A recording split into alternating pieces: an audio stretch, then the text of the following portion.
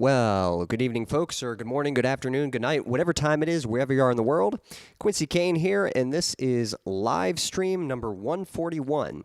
And some of you know that I recently, in the past couple weeks, I put out a new song called Waiting. It's available on Spotify. You can download it for free on my Bandcamp.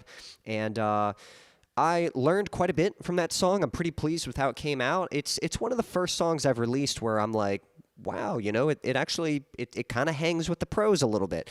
I still have a lot to learn, but I definitely learned a lot from this. It makes me excited for future projects because I think I can do even better.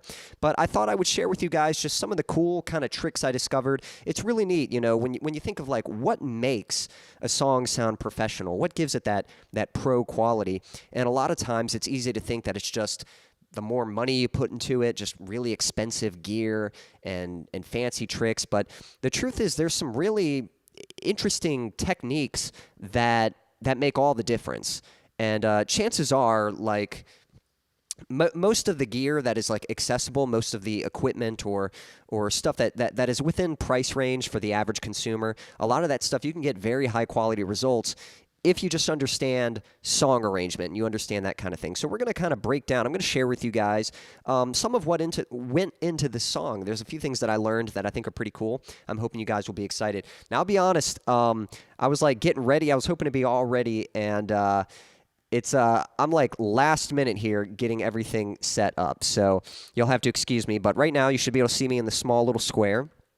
And then we've got what you're seeing in the background. This is my recording software. This is what I do all my projects in, and how I make my music. This is called a digital audio workstation. So it allows you to take audio files and manipulate them or add effects to them, edit them, whatever you want to do.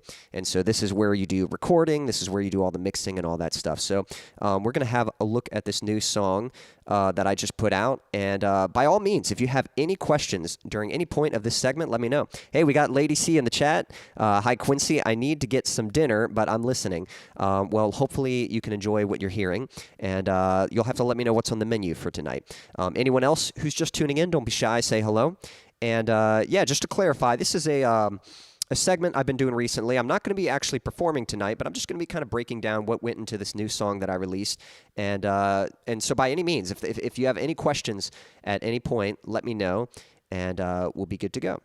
So, all right. Let me know if you guys can hear this real quick. I'm going to go ahead and play the backing track or the song. So it should be kind of fading in right now.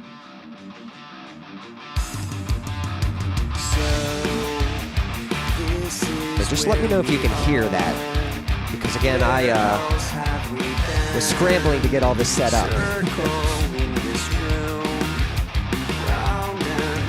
can have a little listen to it, get a little sample of what we're in store for. Sounds good. Thank you, Lady C. Appreciate that. All right, so with that said, since we know we're coming through, let's go ahead and dive into what's going on here. So one thing I learned when it comes to songs and song arrangement, a lot of it is just about engaging the listener. So basically, it's more than just writing a verse and a chorus and another verse and a chorus and then a bridge and a chorus. It's more than just the sections of the songs that you write. It's the details and the variety that you add in those sections that distinguish them from one another. So I'll kind of give you an example of what I mean. If let's see here. If we look at the intro is technically just the guitar riff. So I'm going to see if I can solo just this guitar riff. 1 second. Let me solo my mic. There we go. And all right. We're going to have a listen to just this guitar riff. I'm going to take the effects off, and so it should just sound like the main guitar riff that you heard. There we go. Now you can hear it's getting quieter. That's because there's already some automation on there. So what we're doing, the song just kind of starts like that. It's just that main guitar riff, and you could start the song like that. 1, 2, 3, 4, 5. And just that guitar riff playing. 1, 2, 3, 4, 5. I started it before I counted, but anything that you can do to create intrigue is usually very helpful. And so I've been playing around with this lately with some of my songs. And for this one, I kind of thought, I imagine this kind of EQ filter thing, this like sort of almost like it's underwater a little bit and like it's sort of surfacing, you know, kind of emerging a little bit. And I wasn't sure how to do that. It took a little bit of research to find the effect, but I thought I would share with you guys how this effect is done. So if you see these two red tracks here, those are my guitar tracks, and they are actually the same track. So basically what you can do, like even if I deleted this bottom track, I just take the top one, copy it, and I just paste it right underneath. Now what would happen if you just did that normally, all it would do is make the track louder because you've got two of the same track, and since they're perfectly in sync, since they're the same exact track, they're just going to sound louder. But what we're going to do is we're going to add an effect. So on this top one, what we're going to do, we're going to add a few things here. So one, let me see if I can get it to where you guys can see. Again, I wasn't quite set up for this stream, so let me get it to where you guys will be able to see the plugins I'm using. Now, in case you're wondering what is a plugin, plugins, they're just tools that you plug in to affect whatever audio file you're working on. So in this case, we're going to be working on this guitar track, and we want to add effects to it. So there's all kinds of different tools that come in this software that you can use. Let me see if I can find it. Is that it? Nope, that is not it. All right, I'm trying to get it to where you guys will be able to see it. My apologies for this. Man. That is bugging me. That's not it at all. That's something else. So, and while I'm checking, let me see. Hey, we got Rebel Rocker. We'll share. Hey, thanks, Rebel. I appreciate you sharing. Thank you very much. Okay, let me see if I can get this to show up. It's not the end of the world if I can't. All right, it should be called like mono compressor or something like that. That's what we're looking for. What I'm going to be doing is compressing this. Compressing the audio. Usually audio can be very dynamic, like right now, even the way I'm talking, I can talk really quiet, or I can talk very loud. And what a compressor does is it takes the loud parts and turns them down a little bit, and it takes the quiet parts and it turns them up a little bit. And so it makes things a little more balanced, a little more consistent, and that is very helpful. Okay, I found it. There we go. There we go. There's our compressor right there. So it makes it very helpful for just managing audio, so nothing kind of comes out of the mix and then disappears. It kind of helps keep everything at the same level so that it can always be heard. So first thing we're going to do on this guitar track, we're going to add this compressor, and it should just kind of even things out a little bit. I think that's all it's meant to do. I think all I'm doing is smashing it so that it's yeah, just kind of stays the same. Okay, so that's the first tool. The next tool we're going to use, and hopefully this shows up. Let me check. All right, cool. That should be coming up.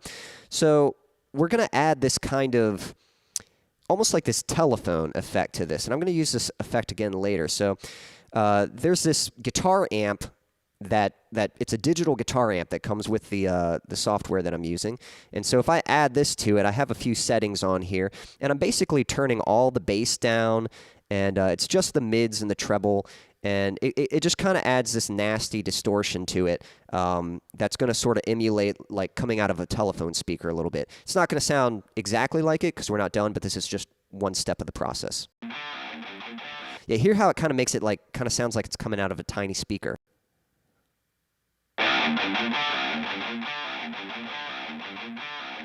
Okay, then the next thing, to further that effect, the way telephone speakers work is they don't have a whole lot of, how do I say this? They don't have a whole lot of frequencies in them. So this next plugin you can see here, this is called an EQ.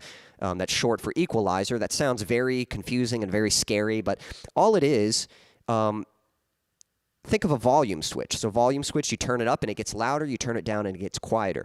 What an EQ does, it's just a volume switch that is very detailed. It allows you to turn down different frequencies. So for example, I'm going to turn this stuff off for a second, and I'll just kind of sample this. So for example, over here on the right side, these are the high frequencies. So if I turn up, they get higher, and if I turn them down, it's almost like you're putting a blanket over it. You know, so again, when you turn the high frequencies down, it's almost like you're putting a blanket over it. When you turn them up, kind of adds more air, kind of makes it crispier. You know, those are the high frequencies. All right, and then the low frequencies, they're on the left side. They kind of do the opposite. When you turn them up, it turns up that bass, it turns up that low end, gives it a little more body. And when you turn it down, it makes it a lot thinner. Okay? So what we want to do with this plugin, we want it to have that speaker effect. Telephone speakers, they're very tiny, so you don't get a whole lot. You might get some top end, not a whole lot of top end, but you get almost no bass. So we're going to just, that's what you're seeing there, that huge cut right there. It's cutting out all that low end, all those low frequencies, so it's going to sound very thin.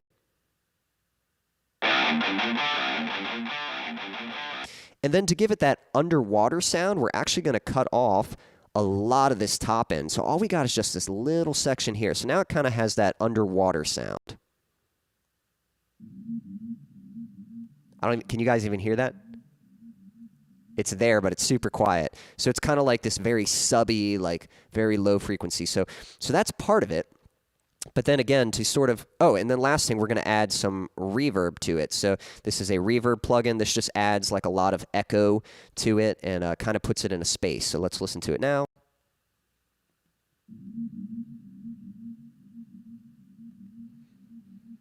It kind of gives it a little bit of ambience. All right, so that's that track, but at the same time, we have this other track playing. Now, right now, we don't have any effects on it, so what this guitar is doing, in fact, I can show you.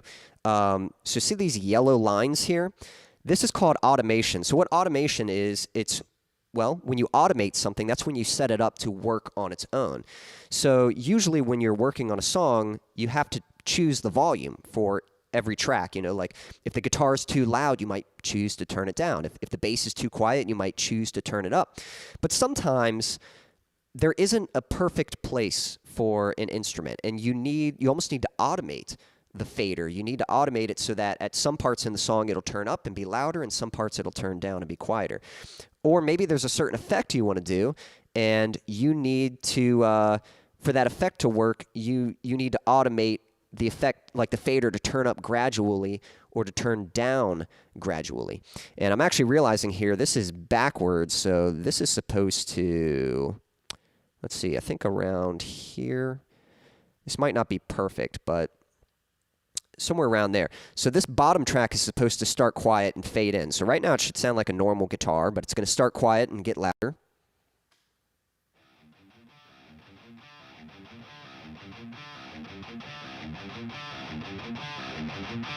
Okay, so, but we want to give it that underwater effect. So again, we're going to add our compressor to it.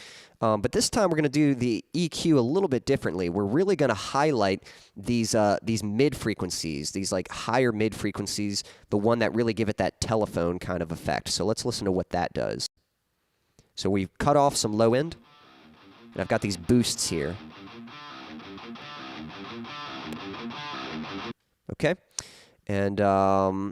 and then lastly, we're going to add that reverb, that same reverb plugin I used earlier. So again, to add that kind of space and that echo to it a little bit.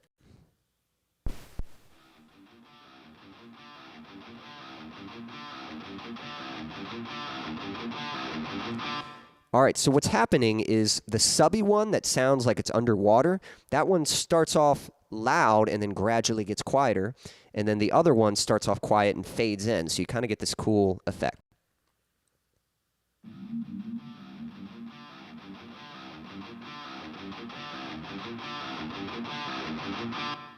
Okay, so that's pretty good. Again, it's not an exact recreation of the final product, but that's part of the equation. But how do you make it a little more atmospheric? Well, there's a couple things you can do. So one, you can use a pad. If you see this purple track here, this purple track, this is a synth pad, and this is really nice. If you're trying to add like some kind of atmosphere, you can find just a single note and just hold it out, and a lot of times synth pads, they might have like a little bit of movement to them, even though you're holding down one note. So it kind of just, I don't know, creates some cool texture and some cool atmosphere to really set the mood for your song.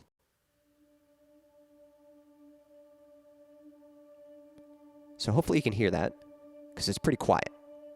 But it is there. So we have that. We'll hear that with our guitars real quick.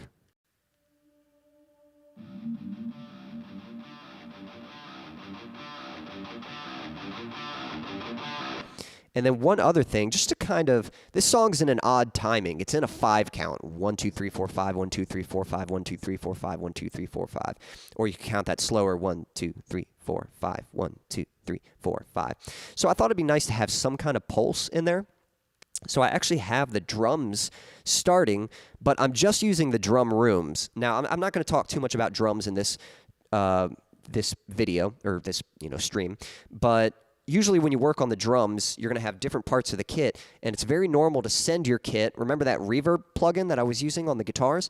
Well, you might send your drums to a reverb plugin like that to create a drum room. This is something that is used with real drums. They'll set up a mic in the room and capture the room sound, like all the reverb from the drums being played, and then you blend that into the dry drum sound, and it just helps the drums sound a bit fuller, a bit wider, more spacious. So sometimes a cool effect is just to get rid of all the close mics, the microphones that are close to the drums, all the direct drum sounds, and just play the drum room. And so it's going to start quiet, but it's going to fade in, and you'll hear the drum room. So you'll hear this, like, it almost sounds like a distant drum beat, like it's in a far distant room or something.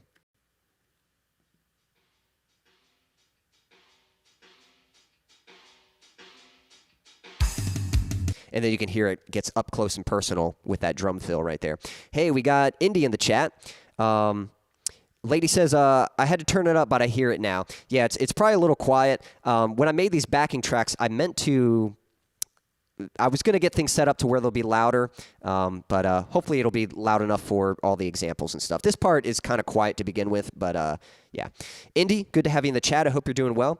Again, I'm just breaking down kind of what went into the song and talking about some of the things that can be used really in any genre of music, but kind of some cool effects and tricks that keep the song interesting, just to kind of make the listener curious of what's going to happen next, So that's what we're doing with this intro here. We've got the drums, we've got the pad.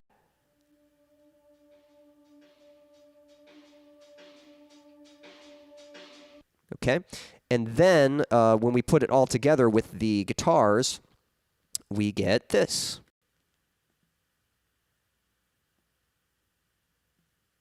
Or no, we don't. Let's try that again. We get this.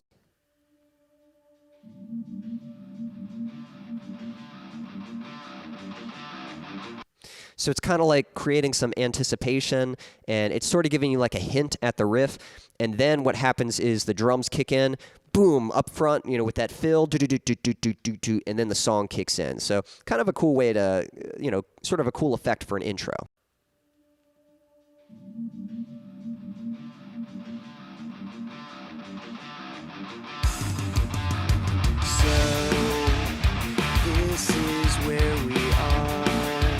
All right, let's talk about the next effect. So we've got the first verse here, and I'm not going to lie, the first verse is, by design, it's a little lengthy, and the danger of that is it can be tricky to keep it interesting, and so what can really help with that is just making sure that every few measures you have something new popping up, some kind of new element popping up. If you have a lengthy section of a song, anytime you can bring in something new to keep things interesting, that can be very helpful. Now, what do I mean by measures? A measure is every time you count the beat. So this is a 5 count, so 1, 2, 3, 4, 5. That would be one measure. So if you count that twice, 1, 2, 3, 4, 5, 1, 2, 3, 4, 5. That's 2 measures right there. So usually every 4 measures, that's kind of a good rule of thumb. Every 4 measures, you want something new showing up. 4 to 8 measures. It's going to vary from song to song. It's not a rule. It's just a nice guideline. And so I had the vocals here. And let me actually play the vocals real quick. So I'm just going to play the vocals. This is just the main vocal. This is where we are. Where else have we been? Circling this room. Round and round again. Look into my eyes. So it's like, okay. If there's a change, who I try to be. but it might sound like it's getting a little redundant. We do get that lead guitar coming in. That kind of changes things up a little bit. So that's kind of a good example right there. Things might have been sounding maybe just a little, like, kind of interesting at first, but then it's kind of like, okay, this is kind of starting to get redundant. It's like, what's going to happen here? But as soon as that lead guitar came in, it's like, oh, that's something new. You know, you kind of perk up a little bit. Like, your ears notice that. And so, but that's far too long. We can't wait for that lead guitar to kick in. We got to wait for something else. Hey, we got Silas in the chat. Hey, Silas, hope you're doing well. Again, I'm just breaking down what's going into this song here. And by the way, I just realized I got this plugin still up. Yeah, let me get that out of the way. Silas or anyone, if you have any questions at any moment, let me know. You know, we're just talking about song arrangement, song production, and one thing that's really important in your song is making sure that it's engaging. So how do we keep it interesting? If you have a verse and you just go through the verse just normally, it can get a little redundant. So how do we keep it interesting? So the first thing, we got that main vocal. That's the main part. But I kind of had this idea. I sort of thought maybe I can use this cool like telephone effect, kind of like we did earlier, and have this telephone effect sort of show up like every other line. So I'm going to go ahead and add it and let you listen to that. So you'll hear the main voice, and then you'll hear, especially if you're listening in headphones, you'll hear left and right, you'll hear this kind of telephone vocal effect that comes up and sings along with the main vocal. So this is right here. Where else have we been? Circle back to the main vocal, and it comes again. So that alone right there takes like just a simple low vocal, you know, and I hate to say it, but, you know, maybe a boring vocal, and it creates it a little more interesting. Like, oh, that was, you know, kind of makes it stick out more to you. It makes it more noticeable, you know. So let me play that in solo. Gonna play it in solo real quick. So here's the main vocal. So this is where we are. Where else have we been? Okay, so it sounds fine. And then when we add, it's kind of funny because the vocal, I think it sounds pretty good, but there's so much kind of going on with the music. Like the vocal has to compete with that music, and that music's so energetic. The vocals are a little more kind of relaxed at this part of the song. So it's like, how do you compete with the music? So that's when using little tricks like this. So I'm going to add that layer in there and check this out. So this is where we are. Where else have we been? Circling this room, round and round again. Okay, so I'm going to show you guys how I got that effect, but I see we've got Adam in the chat. Hey, Adam, hope you're doing well. Appreciate you tuning in. And at any point, if you got any questions, just let me know. Just talking about song arrangement, and I'm sharing this vocal effect that I use for this first verse. And this kind of helps just make things a little more interesting. So I'll show you how I made that effect. Or at least I hope I can show you how I made that effect. Let me grab these tracks here. Here's what it sounds like on its own, just the effect.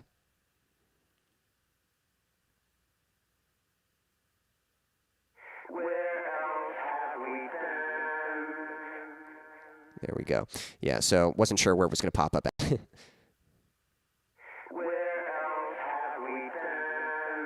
There we go. So it's kind of got that telephone effect a little bit, and it's sort of kind of distant with the delay. So it's kind of a cool effect. Now, here's the way you do that. When you want that stereo effect, here's the thing about stereo. All right, here's how it works. And you'll notice this if you're listening in headphones. So the main vocal is straight up the middle. It's just one vocal recording straight up the middle. So this is where we are. Just like my voice is right now. You know, I'm talking to you guys, and I'm straight up the middle. But if I can actually pan my voice. If you're listening in headphones, I can pan my voice over to the right. And actually, I don't know if that's coming through or not. I think it's mono. All right, let me try it now. Hello? Okay, I'm not noticing any difference, but maybe you guys, I should be coming through the right, and then I could pan it to the left, and I'd be coming through the left. But again, I don't know if that's actually working or not, so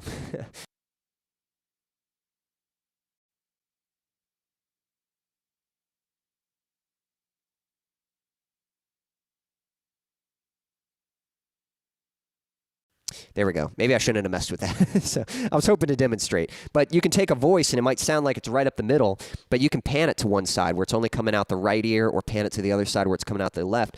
And a really cool effect is you can record two voices and pan one to the right and one to the left, and then you get this kind of surround effect. It sort of sounds like it's surrounding you. But in order for that effect to work, you need two different recordings. So what that means is, when I was first coming up with this effect here, at first I thought it was going to be mono. So I just had the main voice, and then I was going to have a second recording of another take that would be doubled with it, and that would have the effect on it. But when I played it, the effect wasn't noticeable enough. So I decided, okay, I need to double this, but I didn't have another recording. So what I actually had to do, I'm going to zoom in here so you guys, whoa, didn't mean to zoom in that much. Let me zoom out a little bit. There we go. All right, so these yellow tracks here, these are the vocal tracks. And, okay, so sounds like the panning did come through. I couldn't hear it on mine. Maybe it's just my monitoring. But sounds like it came through for you guys.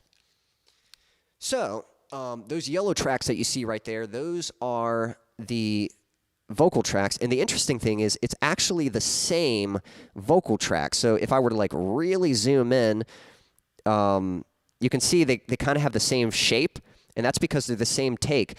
But the problem is if you have the same take and you pan it left and right, since they're perfectly the same, it's just going to sound like it's still in the middle. You're not going to get that spread effect. And the problem that I had here was I needed to create that spread effect, but I only had one recording. I didn't have a second recording to work with. So how do you fix this? So what I had to do, I don't even know if you can tell, but if I zoom way in, it's kind of funny. I'm actually a little baffled myself. These, because they look very lined up, but I know I had to make them. I know these are not lined up perfectly. So let me hear what happens if I just play these. Maybe they are lined up perfectly and I need to adjust them right now. But if they're lined up perfectly, then they're just going to sound like they're in the middle. Where else have we been? Yeah, actually, I think they are in the middle. So, because, yeah, that's pan left and right. And let me, well, I also need to make it stereo. Just a second here. Let me try that again. All right, it sounds like in the middle. So one little trick you can do, you just kind of you take things off the line a little bit. So you might take this and scoot it forward just a little bit, just a nudge. Yeah, there we go. And take this one and scoot it back just a nudge. And so they're close enough that they'll still sound like they're on time with the beat, but now you'll get that stereo spread.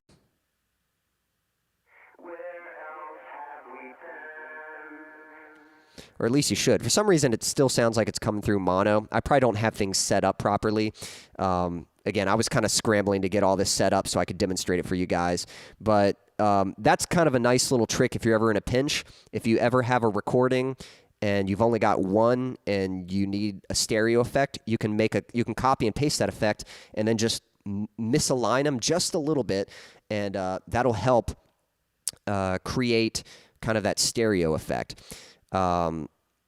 So, and again, now the effects I'm actually using, let me kind of highlight that section of the song real quick. The way I'm getting that telephone effect, it's kind of similar if you guys were tuning in earlier. That a telephone kind of has a small speaker sound. So in order to create that small speaker sound, we want to get rid of the lower frequencies. You know, something sounds big when it's got those low, like bassy frequencies. So what we're doing here to create this effect, I'm going to take all these plugins off, and I will show you. All right, so first thing we're doing is we're running it through this guitar amp, and the guitar amp has all the bass turned down, so it kind of gives it just a nice, like, crispy, kind of distorted sound. Where else have we been? Okay, here it is without the guitar amp.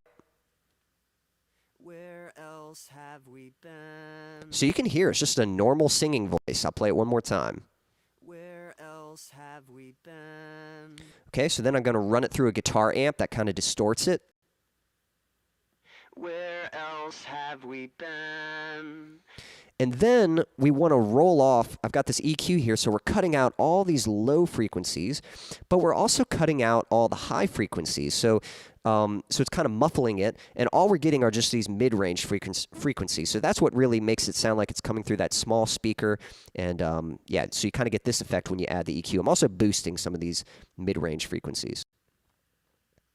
Where else have we been? Okay, so it's sounding more like it's coming through a telephone. And then I've got a little bit of compression on there. Again, compression is just managing the audio so it doesn't get too loud or too quiet. It just kind of helps it sort of sit in the same place.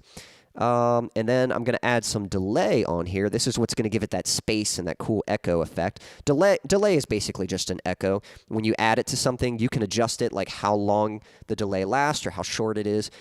So here is the delay I have for this.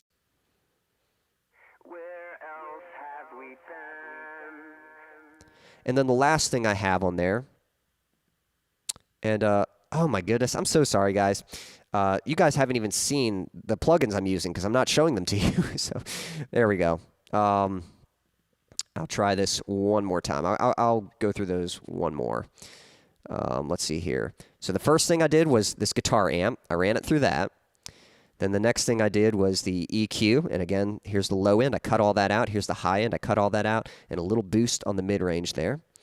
And then I added a compressor, again, just managing the volume. Then here's the delay that adds that echo sound to it. And then lastly, a limiter. This is basically another compressor, but it just really squishes it and just really keeps it locked in place.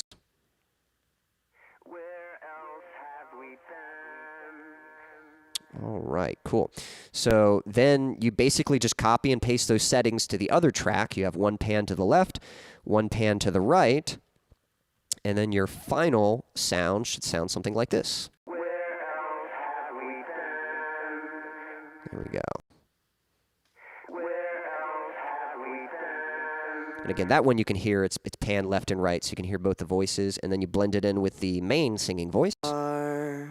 Where else have we been? And you get this kind of cool spacey effect. It's sort of funny. I didn't mean to do this, but it actually reminds me a lot of NYXL. Some of you guys might know that I'm a big fan of the band NYXL, and that's kind of an effect that they've used in a lot of their songs. So I didn't mean to replicate that effect or try to make that effect, but it just kind of came out that way, and I was like, hey, that kind of sounds like NYXL. So not a bad thing to have. So there we go. So that's kind of a cool effect, and again, just kind of adds a little more interest to that verse.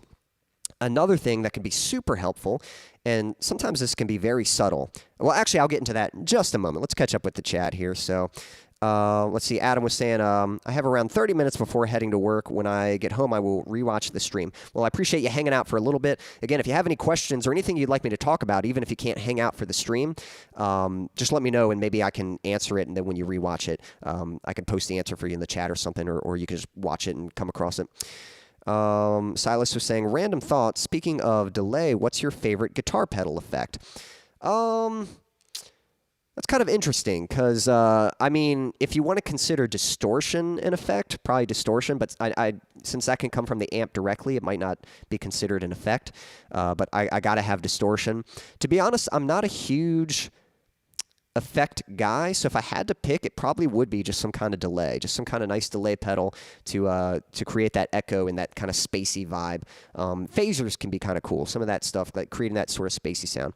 But what about you, Silas? What is your favorite guitar pedal effect? And anyone else, any other guitarists in the chat, what's your favorite guitar pedal effect? Let me know in the chat. We got Snooks tuning in. Hey, Snooks, hope you're doing well. I'm talking about song arrangement here. This is a song I just recently put out, and I'm talking about what kind of things people can do to make their songs more interesting, more engaging. So let's review what we've got here. We're looking at the verse of this song. Let me get to where you can hear it. That really helps. So this is where we are. So we got this main vocal. Where else have we been? And it's a very low vocal. I'm singing an octave lower. Round and round again. The music's very energetic. So just that one vocal track, See if there's a change. like even though I'm singing it nicely, that one vocal track isn't really enough to compete with all the guitar and drums that's going on. So how do we make the vocals a little more interesting for the listener? Or rather, how do we make the listener more interested in hearing the vocal? So the first thing we did was we added this like telephone stereo like spacey effect thing. So that sounds like this. Comes in every other line. This is where we are. Where else have we been? Circling this room, round and round again. Look into my eyes, see if there's a change. Who I try to be is not who I became. So that helps a little bit. Well, it helps a lot, but you can still tell it gets a little redundant after a while. So now that's a thing too. You'll notice the effect only happens every other time. If the effect happened the whole time, it wouldn't be interesting anymore. Like, it'd be cool at first, and then it would kind of get old. So having it happen just every other time, it kind of almost creates anticipation. You almost expect it to happen, you know, each time. And but it certainly creates intrigue. You hear those first two lines, and you think you know what you're in for, and then that's like a little attention get. You know, that's a little attention getter. You know, it's like, oh, that was kind of interesting, and then it goes back to the normal voice. Circling this room, round and round again. All right. So far we're good, but we still need a little bit more, and something that can be very subtle but can make all the difference. I think this is something that most people probably don't notice if they're not really listening for it. But background vocals, harmonies, backing vocals, anything to support the vocal, which technically this telephone effect is considered a backing vocal. But we're going to start adding some harmonies. So let me go ahead and play it. I'm going to add a harmony in there. And remember earlier I was talking about measures. A measure is just when you count the beat. And usually 4 is the magic number. So I would count this as 4. So which this is more than 4 measures. But let's see here. I'll count it for you. 1. This is where we 2. Where else have we 3. been? Circling this 4. round and round again. Boom. So that was 4. So now we need something new to pop up. After 4, we need something new to pop up. So this is where our harmonies are going to come in. So check this out. Now the harmonies are going to come in. Circling this room, round and round again. Look into my eyes, see if there's a change. Who I try to be is not who I became. Okay, so if I play just the vocals, you'll hear the harmony. Look into my eyes, see if there's a change. Who I try to be is not who I became. Yeah, so the harmony just kind of adds a little interest, and I think even, Snooks was saying more inflection. Maybe that's what... which, let me catch up. Silas was saying, I mean, definitely distortion if you include it, as an effect. You can have a pedal effect for distortion, but again, distortion can come directly from the amp. That can be your main guitar tone. So it's debatable whether it's an effect or not. Let's see, some hellos happening. Silas was saying maybe delay or wah pedal. I have a loop pedal, by the way. Yeah, loops can be fun. And then by inflection, I got to be honest, it's a word like I know, but I'd have to look up exactly. I think inflection is like to sort of highlight something a little bit, or I'm not really sure. I'd have to look up. Here we go. This seems to be the new trend is like we learn new words whenever you tune in, you're going to learn new words. Define inflection. Yeah, a change in the form of a word. Typically the ending to express grammatical, or the modulation of intonation or pitch in the voice. So yeah, kind of makes sense. Inflection, kind of creating some change and sort of putting an accent or a highlight on something. So there we go there. Hey, yep, Jack says, I'm totally out of my element on all of this stuff. Well, I'm hoping to, I got to be honest, I'm hoping to explain it in a way where you find it interesting, but maybe I'm not doing a very good job at that. But because I don't know. This is what I love about songs. I think it's so interesting learning this. Because by the way, it's not like I just figured this out myself. If you listen to some of your favorite songs, you'll notice, like, listen and kind of count a few times, and then you'll notice, like, okay, I bet a harmony's going to come in here, or something new's going to pop up. Like, after a few measures, you just kind of listen and wait for something new, and you'll probably hear like a guitar part or some other instrument pop up or a new vocal part, something like that. And it's those little things that you can still tell the song, we're still in the verse, but we have a little bit of variation coming in to just kind of keep it interesting, so it's not the same thing happening for the whole duration of the verse. So yeah, so let's continue listening. You'll notice, so the first 4 times we have the main voice and that kind of telephone effect. The next 4 times we have the first harmony come in. And then the next 4 times we have a new guitar layer come in, as well as more background vocals. So let's have a listen to that. Helps to be able to hear it. Let's try it again. So, this is where we are. Where else have we been? There's the effect. Circling this room. All right, so now something new should pop up. There it is. There's the harmonies. See if there's a change. Who I try to be. We're almost at the end. Something new should pop up. There's the guitar. Everyone is gone. And then it's kind of subtle. I don't know if you can hear it. I don't know if you can hear it. There's a little more energy because I have another vocal layer coming in. It's a falsetto layer. It's like kind of singing an octave higher than the main vocal. Everyone is gone. They found the way out. It's also panned left and right. So it was 2 recordings, 1 pan to the left, 1 pan to the right. And so again, the vocals just kind of get a little bit more and more exciting. They start to grow as they get closer to the chorus, as it kicks into that chorus. And so you'll hear those high vocals come in, and then there's one more vocal layer that'll come in on the very last line where, again, I'm singing that same octave higher, but instead of singing softly in my falsetto, I'm belting. So I'm singing in my regular voice. Is not who I became. So here it comes. Everyone is gone. They found the way out. I will find it too. You'll hear it right here. Any second now. And then we get to the chorus from there. Let's listen. Any second now. Yes, you can hear those belting vocals come in. Any second now. All right, cool. Yeah, Jack says, nah, you're good, Quincy. I just know very little about what goes on into making music. Well, let me see if I can explain it. That's what I'd like to share with you. I'd like you to see. Because, again, I think this stuff's fascinating, so I'd like people to be able to kind of appreciate, like, the little nuances that go into creating such a cool sound.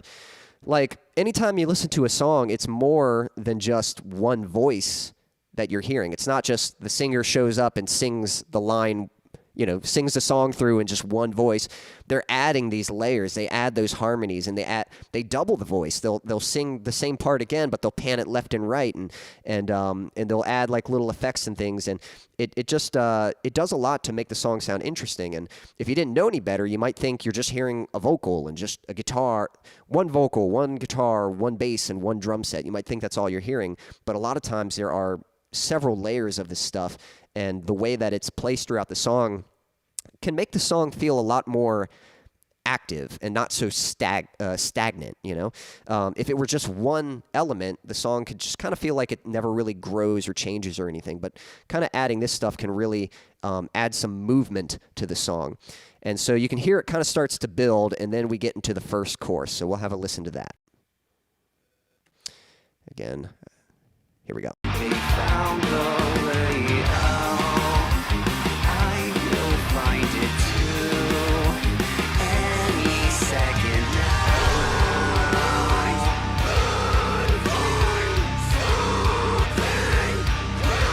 But when you find me, I'm still waiting. I'm still waiting. It seems so. So again, that's our first chorus, and you'll notice this. It's not used in every song, but you'll hear this in a lot of songs. The first chorus, it's almost more like a teaser of the chorus. Like it's kind of a short version of the chorus. The second chorus and the third chorus, the final chorus, you'll notice that they're longer than the first one. But the first chorus, it kind of gives you a taste of what you're in for, and then before you know it, you're back into the verse. So you kind of hear this big moment. And for anyone who's heard this song before, originally I didn't have, or I don't want to say originally, I've always had it in mind to have those harsh vocals in there, the screaming that you're hearing at the beginning. But when I perform this song live, I can't do both parts at the same time because you need two vocalists. You need one to do the one part, and then they kind of overlap. So I've never been able to perform it that way live, but it definitely fills out because without it, you just have...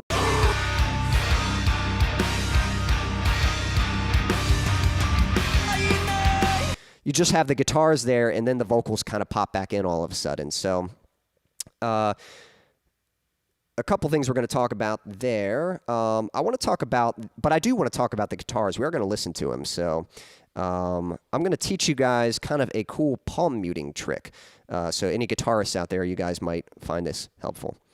Depends on the genre. Yep, that can go with pretty much anything. Great tutorial, mate. Thanks, Adam. I appreciate that.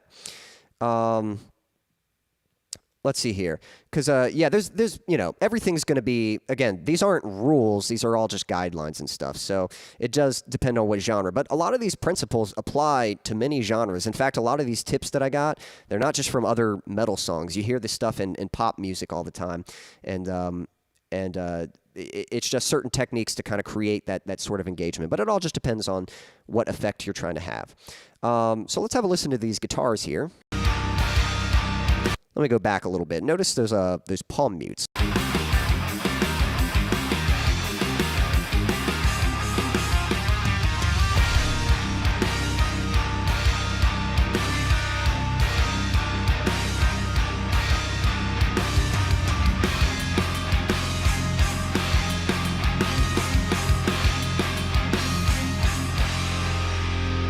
So we'll just listen to the rhythm guitar there. I wanted this part to be really punchy and hit really hard, but I was having some trouble with the last song that I did. I'll talk about that in just a second here.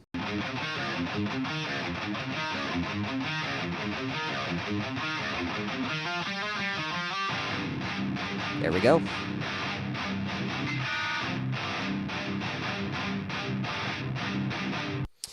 Okay, so some of you might remember that the song that I released before this one was called Brothers to the End. And I got to be honest, like, you know, I thought everything went fine with that song. I thought I played it okay. But when I got to actually producing the song, when I got to mixing, so that one, that's the song that goes, let's see,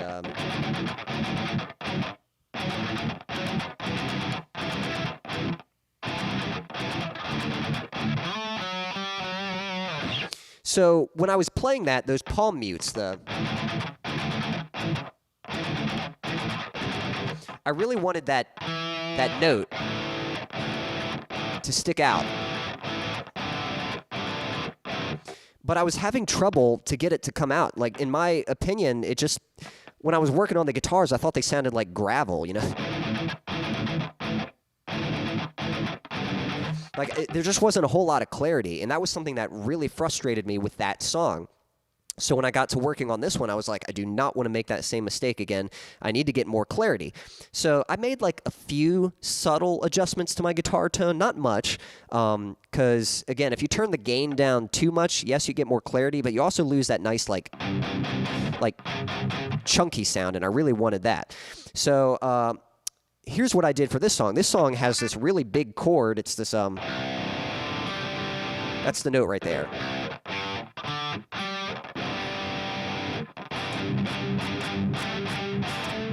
Oh, see if I can play that cleaner. So we really want that note to come out. So how do we ensure that that works? So there's a few things that we do. So one, for those of you who don't know, a palm mute, when you just strum the guitar, you get the open strings. But if you use your palm, you can actually mute the strings, so they stop, making no sound.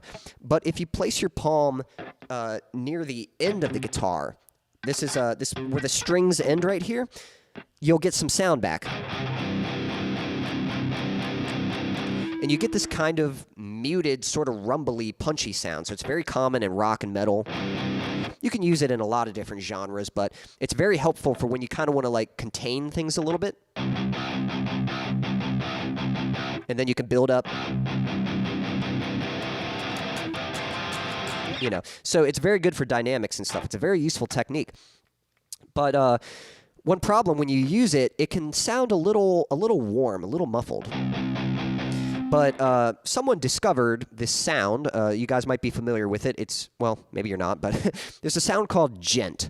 Now, djent is not a genre, but it's a very influential sound. So what djent is, you take that palm mute technique, and as you move your palm upwards, like up higher on the neck, it will tighten the sound. It won't sound so soft. It won't be so round. It'll have a more chunky kind of a clanky sound to it. So I'm going to play that palm mute, and I'm going to move my hand up, and listen how the sound gets a little bit tighter.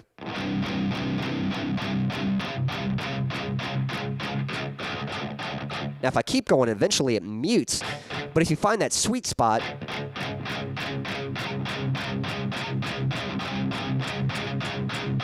you get like this really cool clanky effect. Now, that's a pretty cool sound. So you hear it in a lot of progressive metal. Which I get a little bit influence from that. I would not describe my music as djent. You know, I definitely don't kind of play as a lot of those bands do, but I do really like using that technique for my palm mutes because I love that clanky sound. Something about it, it kind of, you almost get the fifth, like that almost rings out louder than the root note itself. And again, that's just that's music stuff right there. So, but there's something even better. So the low string, that's really the problem. The low string, that's the one that can sound kind of round, kind of soft. So when you scoot up, that sounds really nice. But the next string isn't quite as low. And if you just palm mute that regularly, like it's already pretty good. And then the next string, that is also very high. Like, you don't really need to scoot that up that much. So one thing I like to do is I kind of angle my hand. So my palm, the top of my palm, well, I guess the bottom of the palm, you know, but on the low string, that one's scooted more forward to get a tighter sound. And then my hand is angled so that it's going back towards where the strings end and creates kind of, so I'm kind of at an angle here so that you get some tightness and some clarity from each note. So it should sound like this.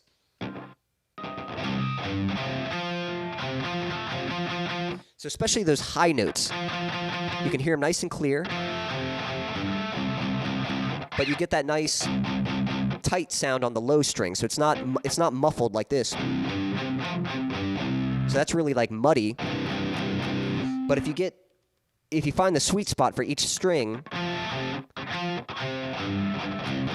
there we go. All right, cool. Now we're getting like a really tight, punchy sound. You know, it's not like soft and mushy. And when you blend that with another guitar and you blend that with the drums, that's when you get a good sound. Now, there's one last thing. So it's really easy. When you want something to sound heavy, it's really easy to want to just like slam really hard on that low string. But again, what actually creates like that big punchy sound, you need a broad spectrum of sound. So you don't just want the low end, you need those higher notes. Those high notes on top of the low notes create this nice slap sound. It's just this really big punchy sound. And so if you want to get that out of your guitar, you can't just palm mute the low end of the string. You've got to dig in and get those high notes right there. So when I was playing the chorus, I was actually focusing on getting those high notes. And think about it. If you have to strum through the low notes to get to those higher notes, so you're going to hit them anyway. But instead of putting all your energy on those low notes, you just go through them and put your energy on those high notes. And that's when you get like a really nice, clear sound.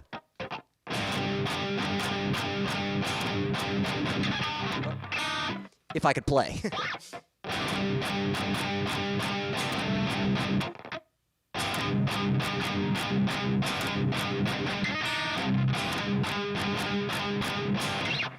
Okay, so you do that, you record it twice, and it'll sound like this.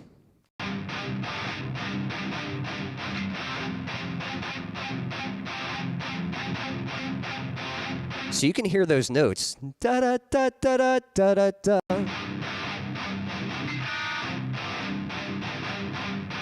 All right, and you blend that in with the bass.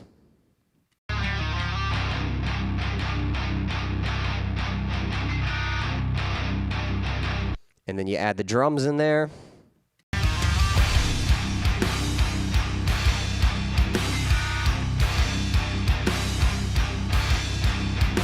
And so it's just a lot punchier. And then one last little thing, we add a little bit of top-end sparkle from the lead guitar. We got the lead guitar playing this layer right here.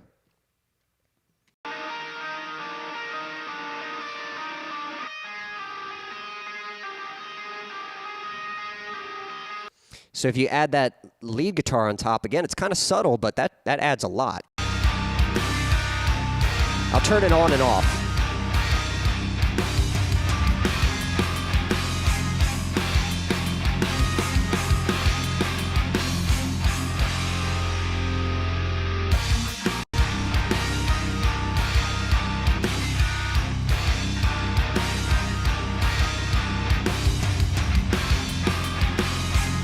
Just kind of like adds a nice space and ambience to everything.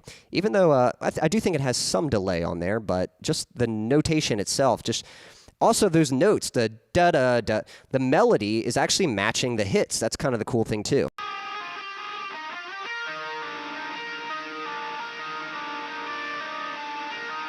So those notes, listen to the rhythm. Bop, bop, bop, bop, bop, bop, bop, bop, bop, bop, bop, bop. That matches everything else.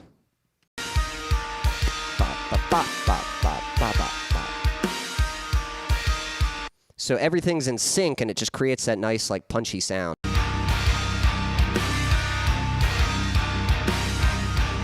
So, so there we go. So, yeah, that's kind of a helpful technique for just making sure you get some good clarity out of your guitars. So, cool. Let's see here. Adam, sorry, I went on a rant here, but let me read your comment real quick. I typically record 3 times vocals for first verse and chorus, one time center and 1 time pan left and right. Then that increases the number of each verse and chorus. Yeah, I think that's a pretty common method of recording a center vocal and then having pan left and right, and then you'll have a new vocal layer come in each time as the song progresses. And hey, we got Todd in the chat. Hey, Todd, hope you're doing well. At any point, if you have any questions about, you know, song arrangement or guitar stuff or, you know, song production, whatever it might be, just let me know and I'll try my best to answer it. Just talking about like some techniques that keep songs interesting, like what adds that interest and that engagement and stuff. And Adam had brought up the point of vocal layers, like having new vocals come in. And it's a really nice trick because everything is familiar enough where you recognize it, like, oh, that's the verse, that's the chorus. But then you have that little variation in there, so you're not just hearing the same thing over and over again. It just really helps to keep the song interesting. So with that said, that actually segues nicely into this next section of the song. So after that chorus, we're going to get into verse 2. Now, verse 2, it's the same, you know, it's the same chord progression, it's the same melody as the first verse, but we want to do something a little different so it doesn't sound exactly the same way.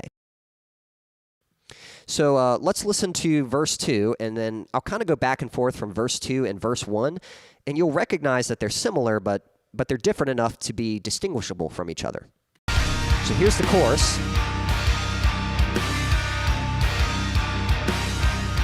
Let me add the vocals back in there.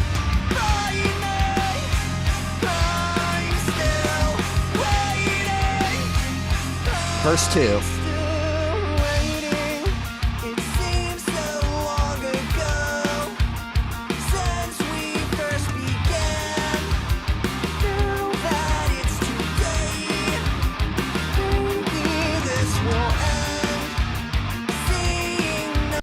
Okay, so what we did was we had this really big chorus.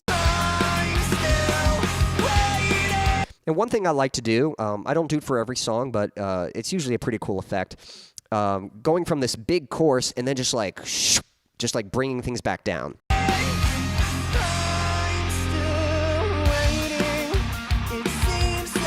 So what are we doing here? That's the second. Let's compare that to the first verse. Circling this room, round and Back to the second verse. Whoops. first began. Now that it's too late, is where we are. Can you guys notice the differences?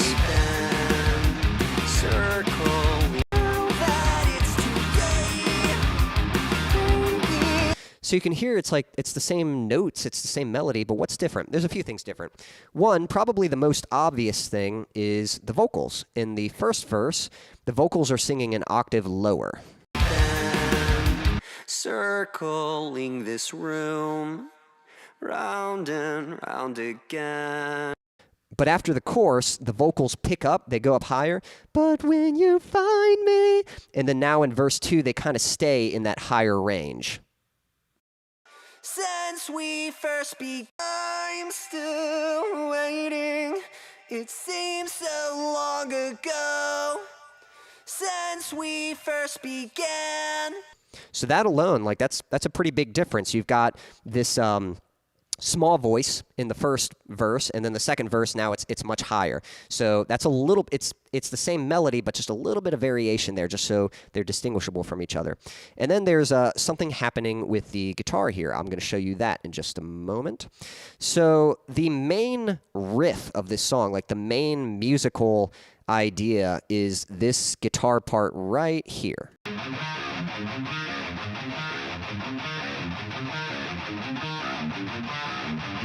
So right there, that dun dun dun dun dun. 1, 2, 3, 4, 5. 1, 2, 3, 4, 5. And I kind of think of the guitar. That's sort of the, I don't know, kind of. I don't want to say the foundation, but that's like the spotlight of the song, I guess. You know, especially for this style of music. But what's interesting is after the chorus, that guitar disappears. So right here, it's gone. And what it does is it actually goes back to the intro. Remember the intro, that underwater effect? You can hear it's doing that again. It's kind of like gradually fading in.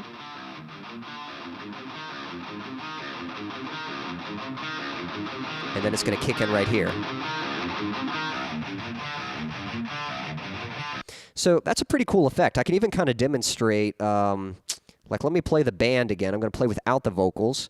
And I'm going to mute and unmute the main guitar and just listen to the effect it has.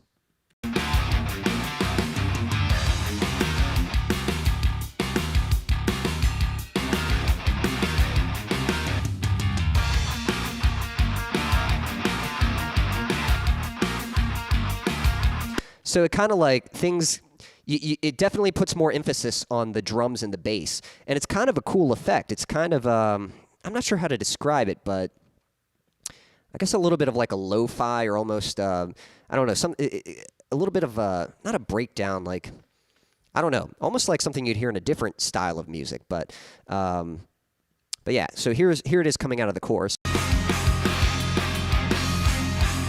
So the guitar rings out and then it just mutes.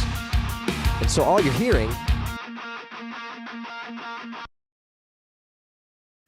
hearing is the lead guitar. That's not the rhythm guitar. That's actually the same guitar part that we heard earlier at the end of the first verse. Let's see, right here.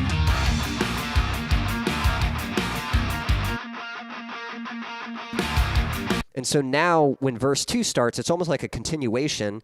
It's starting with that melody from that lead guitar, but then the rhythm guitar cuts out. So it's kind of cool. Things also get smaller because in the chorus, our vocals were panned out. We had layers that were panned out. And now that we're coming back, we still have some vocal layers, but everything's centered again.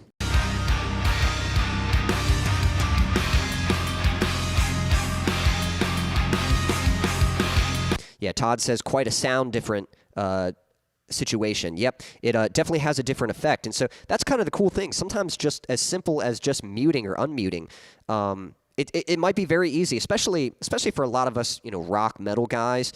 We might just have everyone play all the time through the whole song, but just simply like muting a part just for a few beats can have like such a huge impact on the effect of the song. So then it just kind of gets smaller and kind of becomes a little more groovy, or at least focuses more on the groove. And then that guitar starts fading back in, and then kicks in here. And then same thing with the vocals there. So the vocals, again, they're just up center. When it gets into that verse, you'll hear it.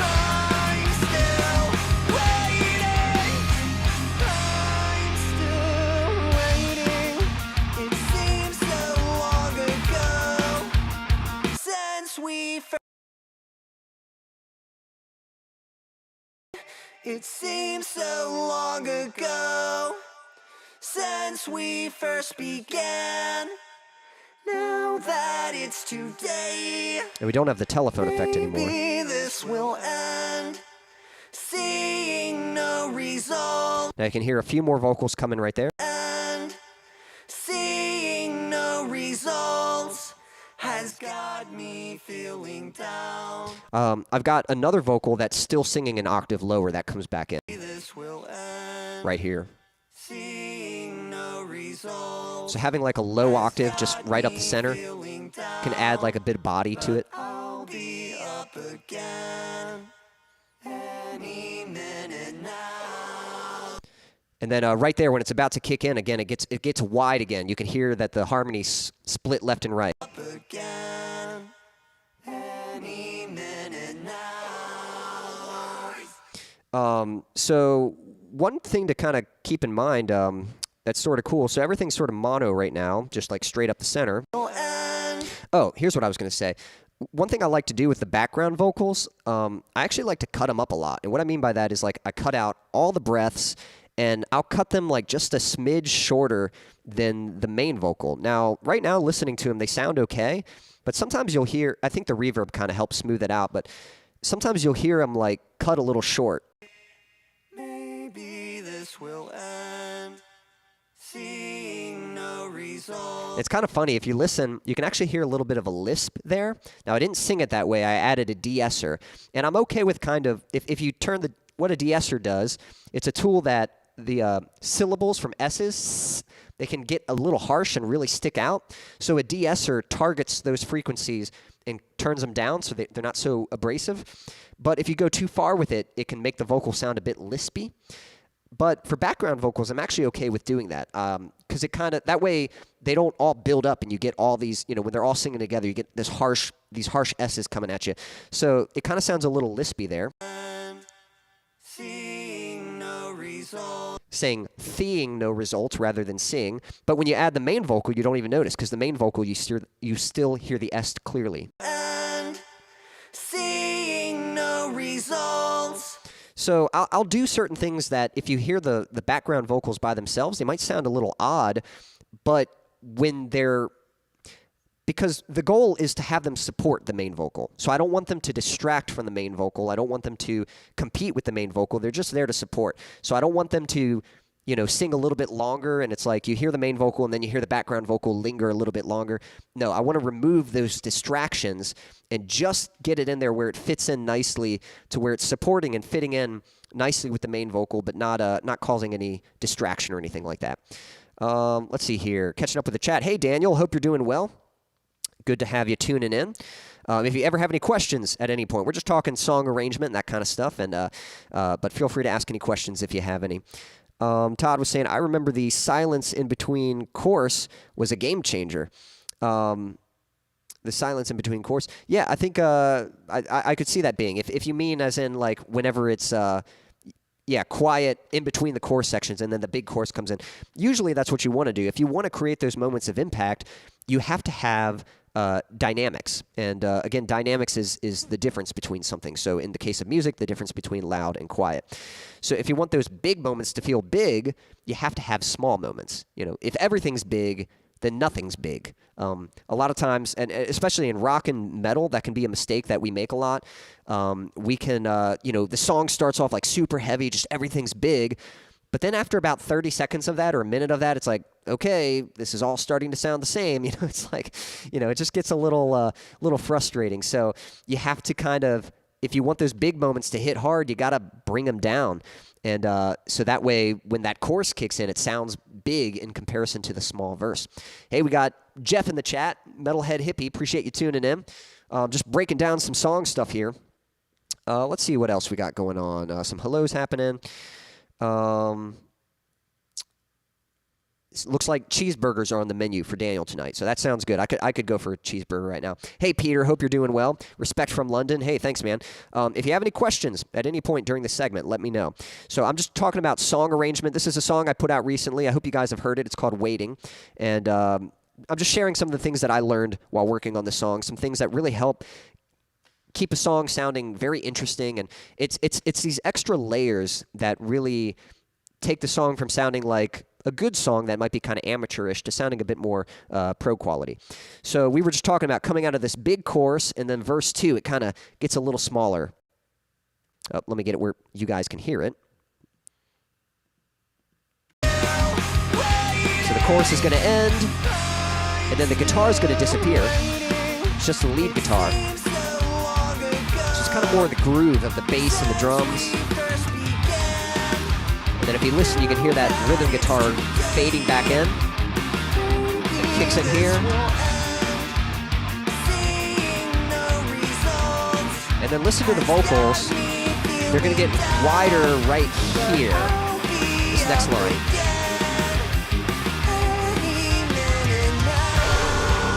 So those harmony vocals, they split left and right, so things get a little wider. Things are kind of growing, getting bigger. And then we come in with the second chorus.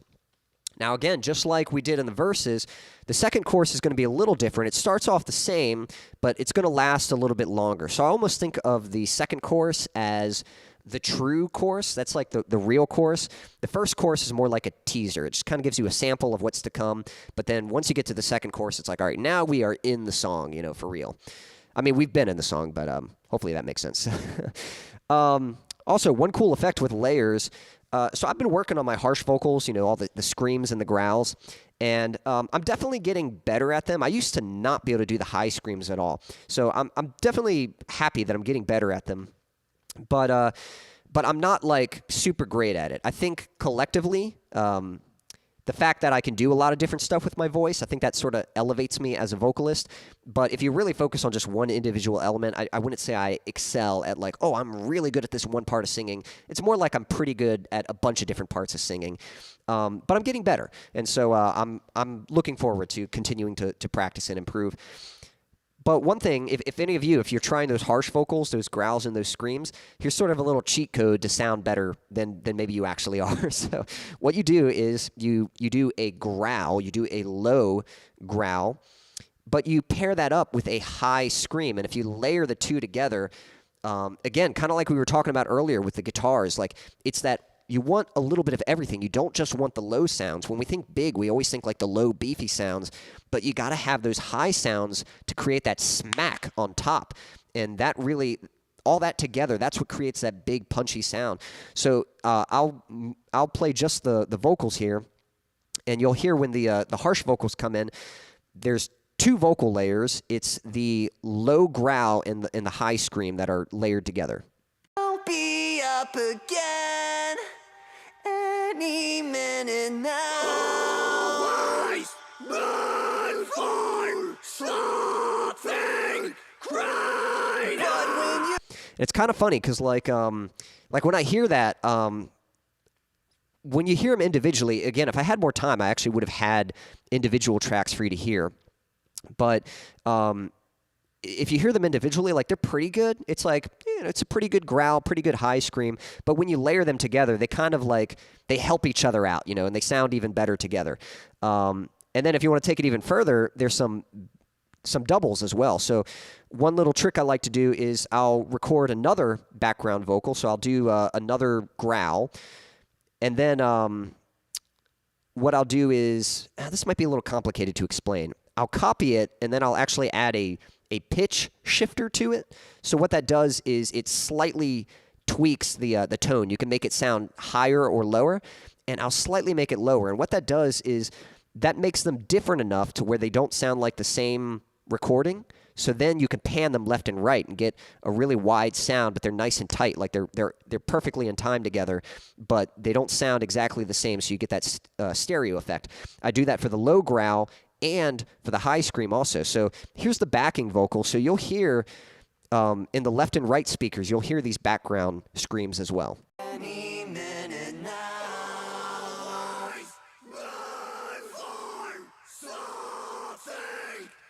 And those make a difference. I'm going to turn those on and off, and they're not like super loud, but they're just enough to kind of fill out the space and make the vocal sound even bigger. So I'm going to start without, and then I'll turn it on, and you'll hear how it just gets a little wider, especially if you're wearing headphones. It kind of fills out that space a bit.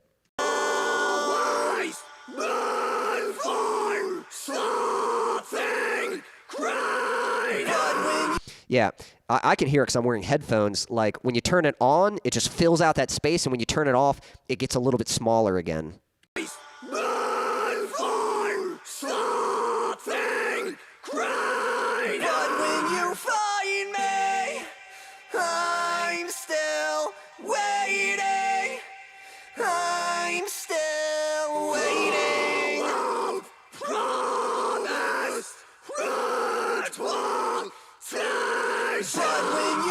So I was just turning it on and off. And same thing with the singing vocals. When those harmonies come in, it really fills out that space. And when they disappear, it's just like the voice gets smaller.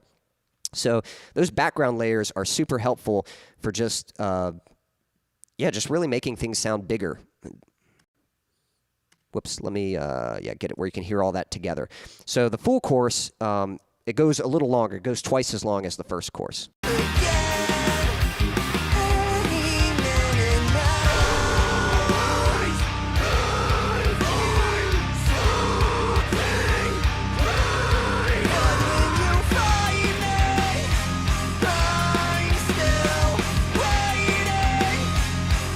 Here's the second bit.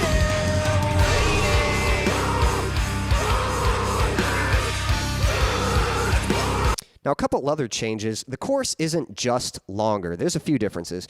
The first time, the drums are kind of hitting the cymbals and letting the cymbals ring out. Now, let me go back a little further.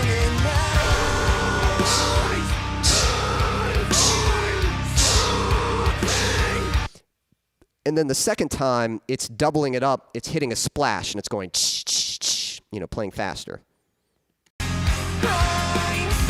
Right here.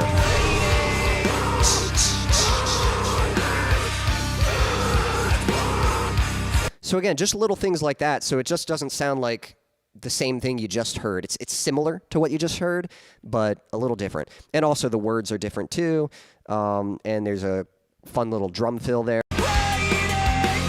This little fill right here.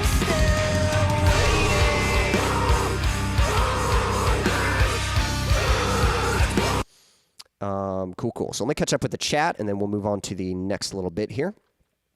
Nice stuff. Thank you, Silas. Let's see. Great advice, Quincy. Yeah, thanks, Adam. I'm hoping it's helpful. Silas says, I'm feeling a little sick, by the way. I'm sorry you're not feeling well. Hopefully this is something enjoyable for you to watch while you're not feeling so well, and hopefully you feel a little better. Not too bad, though. Okay, cool. But I'll keep you in my prayers. Hope you feel better soon. And maybe get yourself a nice snack or something nice to sip on while you're enjoying the stream. That's why I haven't posted my video yet. Well, again, looking forward to that. Silas has got a video coming out. I think it's an original song, I think is what you said. And so definitely excited about that. And Daniel's saying, makes sense to me. So hopefully I'm explaining things okay, and they do make sense. Cool, Quincy. Yep, thank you, Silas. Todd says, thumbs up, I have to go. Thank you for your time, Quincy. Well, thanks for hanging out, Todd. And again, you can catch some of the replay later. And if you ever have any questions, by the way, one thing, this is going to be a regular segment. I'm going to do this from time to time. So if there's ever anything that you're interested in learning about, like, it'd be like, hey, Quincy, can you kind of do a deep dive into this? You know, it could be something about guitar or something about vocals. It could be about a certain song of mine or song production in general or just, you know, anything kind of music related. If there's anything like that and you'd be curious to learn more about that or just want to understand it, just let me know. And that'll trigger some ideas and I'll have more segments like this and hopefully be able to answer some questions that you guys might have. So, all right, let's see what we got next. We got just a few more things we're going to have a look at here, and then might be putting a wrap on this soon. All right, so here was a cool effect that's the fun. I don't know. This is what I love about making songs, because when you start recording it and you start hearing it come to life, you'll get these ideas, and they're not there yet, but you can hear them, and it's like, oh, that would be so cool. Like, it's stuff that you don't hear it when you're just imagining the song on its own, but as you start piecing it together, you start getting these ideas that make it really exciting. So I'll give you an example. So we're about to go into the bridge here.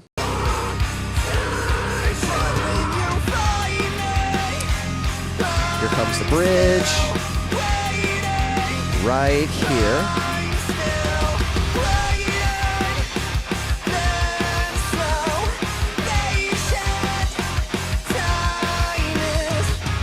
I'm going to make a little comment there. I wish I had this set up so I could show you guys in more detail, but I was really scrambling to get this set up for today's stream. But if you listen to these rhythm guitars,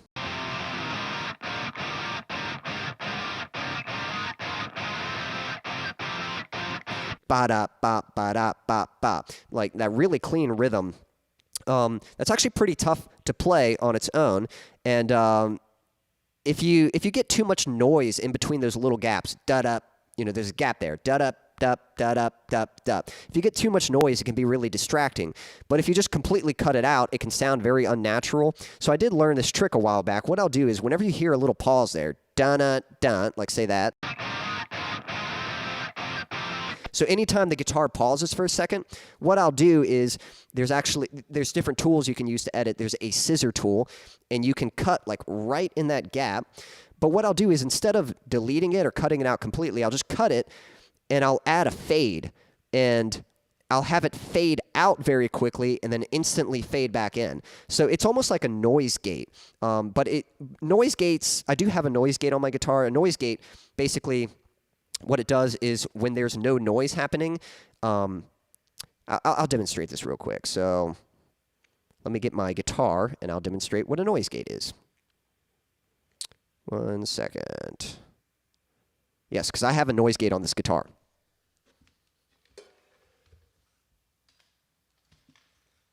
Okay, so when you add distortion to your guitar, the truth is it makes it pretty noisy. So I'm going to turn the noise gate off. You hear all that humming and that fuzzing, that fuzz?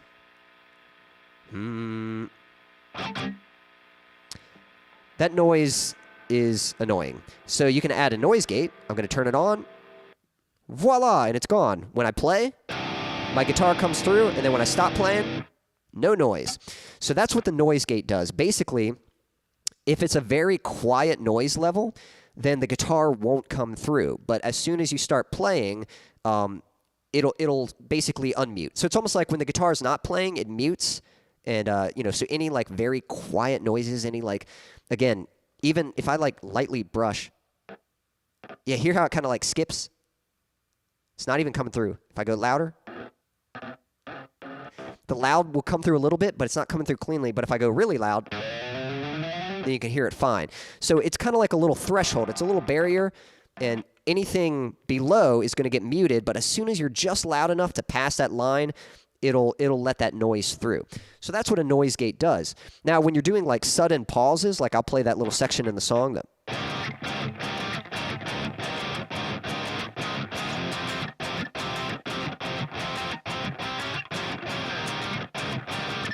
like that's pretty tough. I remember I played it like pretty clean, but still what happens is when you mute, as soon as you put your hand you're kind of hitting those strings, so it's really hard to play it like perfectly clean.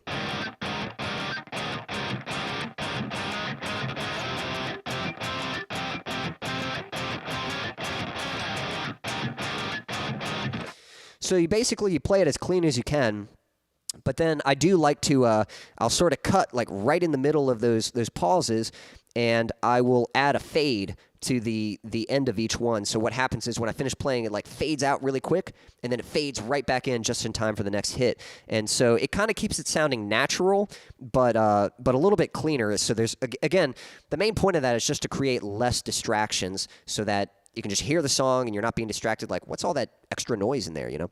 Which, not like there was that much extra noise anyway, but that's just me. I like to, you know, some people would prefer that. Again, it kind of depends on the style a little bit. I like things to be a bit polished. I like things nice and tight, and I like to get it as tight as possible, but, you know, I'll do what I can to clean it up a bit. By the way, you know, these tips, they can't fix, like, sloppy playing, so you still have to play good, but there's just a few things you can do to put a little more sheen on it. But some people, depending on the style, you might, like, want a more, like, kind of sloppy, grungy kind of sound, so cool. Catching up with the chat, Metalhead says, all sounds good, Q. Thank you, appreciate that. Daniel says, you're talking about splitting the track. Yes, you have a single track, and, well, when I say split, I mean, like, you're cutting it, and yeah, you're well, I guess you could say splitting, but I don't mean like splitting, you're putting it on another track or anything like that. It's still the same track, but you're putting a cut in there, and so the first part of the track like fades out very quickly, and then the next part of the track fades back in very quickly, but it's super fast. How many tracks do you need again is what Silas is asking. Good question. So I'll let you know. There's actually a lot. It's kind of funny. I'll explain this. So think about it. In a band, like a band like this, usually you would have a let's not even talk about the vocals. Let's just talk about the instruments, okay? So you got one drum set, okay? You got a drum set. You got one bass, and then usually you would have two guitars. You'd have a rhythm guitar and a lead guitar, okay? So usually 4 instruments. So 4 instruments means 4 tracks, right? Well, I can tell you right now, I've already got 13 tracks on here, and it would probably be more than that because this is actually condensed. So usually the drums, I like to have a single track for each part of the drum. So I have a single track just for the kick drum, a single track just for the snare, single track for each of the toms and each of the cymbals. So that way I can adjust the volume perfectly for them. And if I hear a problem like, man, that kick needs to be fixed, I can fix the kick specifically without affecting the rest of the drum kit. So that's just the drums. That alone, I don't know, that's like 10 tracks just for the drums, which would be the same case. Like I use programmed drums, but it's the same thing for real drums. For real drums, you would have a microphone for each of those different parts of the kit, and then each of your tracks would be for those microphones capturing that part of the kit. Bass, I just have one track for the bass. Now the guitar, now on here, I just have one track for the rhythm guitar, but technically it's 2 tracks. If I play it, that's actually 2 guitars. There's one in the left and one in the right. They're both playing the same part.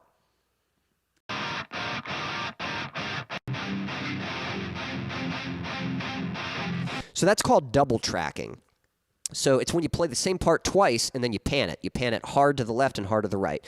I do the same thing with the lead guitar. So even though that's one guitar part, I played it twice, panned it left and right. Same thing with the lead guitar. I play it twice and I pan it left and right. So here's the lead guitar. So again, it's played twice. It's panned to the left and panned to the right.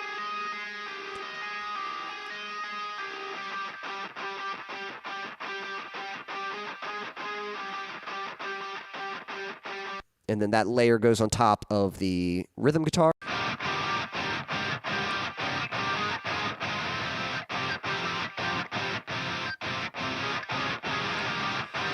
So again, I'm trying to go by memory here, but let's say 10 tracks for the drums, 11 counting the bass, 12, 13 for the rhythm guitar, 14, 15 for the lead guitar, and then we got a solo coming up. That's going to have its own track, so that's, I lost count already.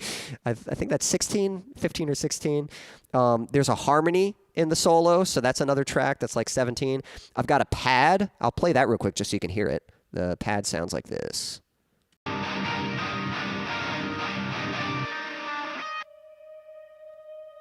It's very quiet. I'm going to talk about that in a second, but pad, again, I lost count already. What is it, 17, 18? And that's not even the vocals. You got the main vocal, you got doubled vocals, you got harmonies, you got the harsh vocals. So you can very easily get into 20, 30 tracks, something like that. And again, it depends on the style of music, but yeah, it's very normal. It's not so much how many tracks do you need. It's just you know, whatever effect you're trying to get. It's just how many tracks you need to get the job done. Daniel says, in my software, it's called a split. I did that quite a bit on my last video. Interesting, yeah. Which, by the way, Daniel, I'm going to give you a shout-out real quick. Believe it or not, Daniel posted a video recently. Got a cool new pedal board that has a lot of, like, amps and cabs in it, and you can recreate tones, and he did a great job recreating some tones from some classic bands. So, Daniel, I got a link for your video right there, so if you guys want to check that out at some point, save it to watch later, there's a link right there, so definitely cool. He does some good shredding in there. But that I'd have to see what you mean by that, by the split, because I'll see if I can demonstrate real quick what I'm talking about. Again, unfortunately, when I do these streams, you can't see my mouse. But let me grab, like, the guitar real quick. So here's the rhythm guitar. All right, so this part here. So let's say I zoomed way in. Okay. And actually, I'm going to bring this wider so we can see the audio file. Now, I've already done this, so I don't need to do this, but I can kind of demonstrate what I'm doing. You're not really going to hear the effect. All right, so here's the guitar here. And you can see there's little gaps in the audio file right there. So let's say this gap right here. I'm putting the marker right in between that gap. And then there is a scissor tool. I would grab that. And you're not going to be able to see this, but I'll cut. You should be able to see the cut, though. See how it's split now? So there's a line there. It's dividing these two tracks. And then there's another tool I'll use called a fade tool. And I just add a little fade on one side, boop, like that, and then another fade on the other side. So that's all it's doing. So this side is fading out very quickly, and then this side, it's fading right back in. So that little gap right there, it just turns the noise down a bit and makes it less distracting. So so that's what I meant by split. Maybe you meant the same thing. I'm not really sure, because, again, you're working with the pedal board, so I'm sure there's a lot of similar functions that you can do, but I don't know if it's going to be the same thing as, like, I don't know if it's like working on a computer or not. So maybe that's what you were talking about. Maybe it was something different. Like, I don't know if by split you mean like sending, like, an effect one way and then sending it a different way or something like that. I'm not sure. Split can mean a few things, but that's what I meant when I said split, you know, just like actually cutting the audio file. Let's see here. Thanks, Quincy. Yeah, my pleasure, Daniel. Check out a split in Vegas Pro 20 software. It's similar to what you're using. Yeah, just like that. And you can drag a fade on the corners. Okay, cool. I also do that when my videos fade in or not. Yep. Yeah, it's very common editing tool used in video and audio kind of stuff. So I'm going to quickly comment on these pads here. These pads, I'm falling in love with them lately. I've used them in the past, and then I stopped using them because I was, for reasons, you know. And then I was like, you know, trying to get my stuff sounding better, and so I've gone back to using pads, and it's super simple. Let me go to this course.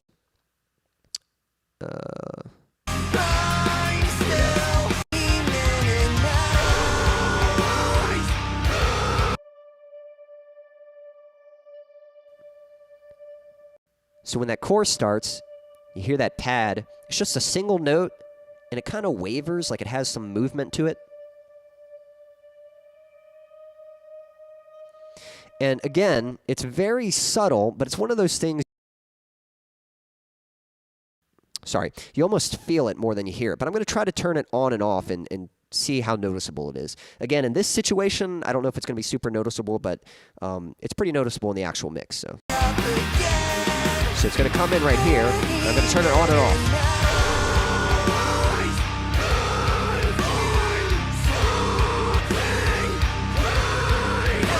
Yeah, I'll be honest, it's pretty subtle there. Like, I can still notice it, but it's like super, super hard to hear. Let me turn the vocals off. It might stick out a little bit more.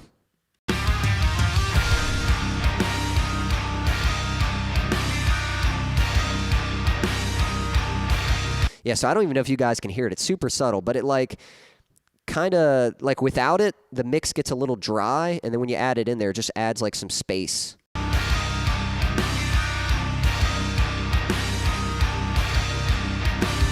But it's pretty subtle. Again, this isn't like the best representation of the final mix because I had to set this up for this stream specifically. But I think in the actual mix, you can hear it a little more. It's like one of those things, if you listen for it, you can really hear it. But pads just do a lot to kind of add some air, kind of just add some excitement. So the chorus isn't just like happening. It's just one of those things that brings a little more icing to the cake, a little more excitement to the whole song. And then Daniel was saying, well, it's after I've recorded my tracks and start post-processing in software. Okay, so you do mean in software. Okay, cool. Now, what software are you using? Are you using, I think someone said Pro Tools. I don't know if that's you or someone else using Pro Tools. What software are you using when you edit that stuff? Because I was under the impression you were maybe doing it all in the pedal board. But are you using it, a computer software for your stuff? Okay. So we're getting to the bridge here, and I was going to talk about this really cool effect. Again, this is one of those things like, as the song was coming together, I could kind of hear it in my mind, and I was like, ooh, that'd be really cool. So let me find it first, and I'll let you hear it. Right, here it comes. Right here.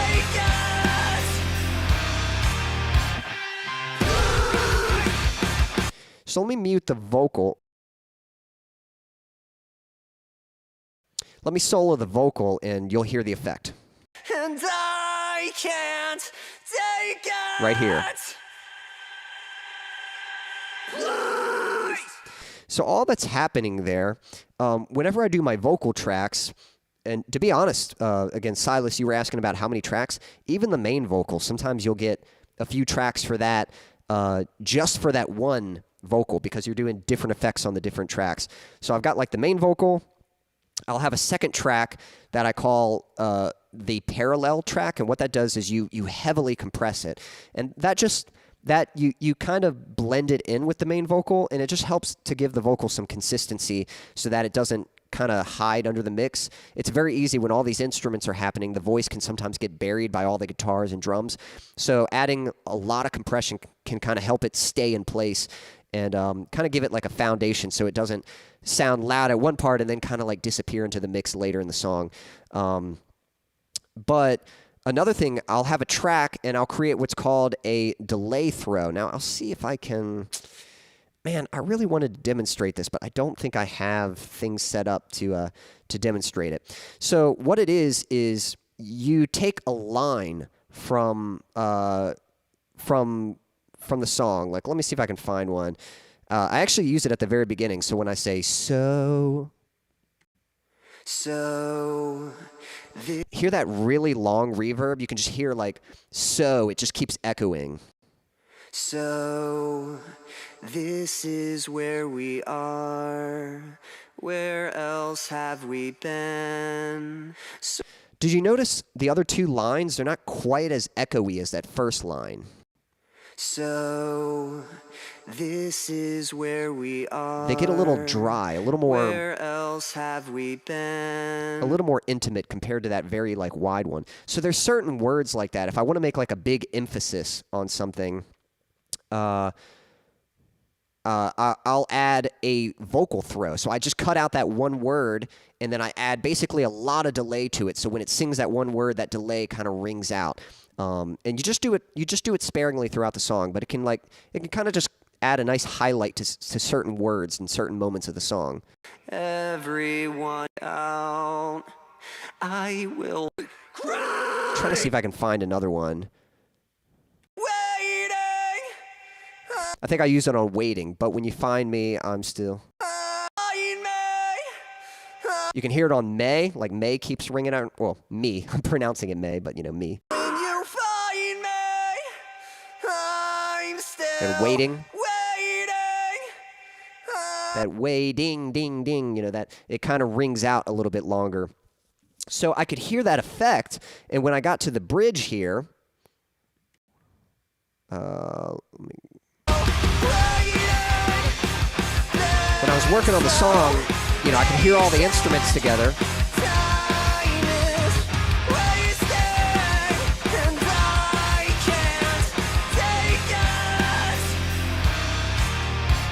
And I could hear the reverb lingering from the vocal, and I kind of thought, you know, I kind of want that to be louder. That'd be a cool effect for that to just kind of, you know, just like grow. And so all I did there was on that track that it's called a delay throw, on that track where I had that word, so I can't take it. Take it! So normally the delay would get quieter, but what I did was I used automation. So again, you're not going to be able to see this here, but automation, it's these yellow lines. So I basically automated the fader to turn up. So at that part, instead of getting quieter, the fader actually turns that track up so that the delay gets louder, and it almost creates this like tension, like it's building up, and then it goes, and then it instantly turns down. So if you listen to just the reverb, here's a better example, this scream here.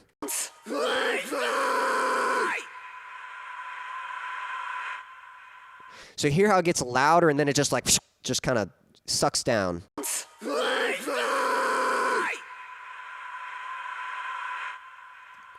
And the reason it cuts short is so that that next moment can have more impact. So here's what that sounds like in context. Whoops. Let me try that again. Here's what it sounds like in context.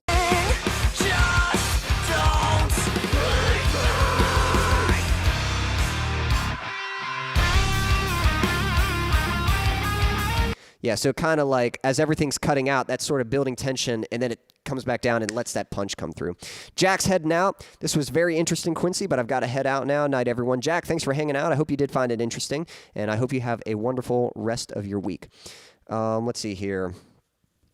Daniel was saying Wavelab Cast to record and master my tracks.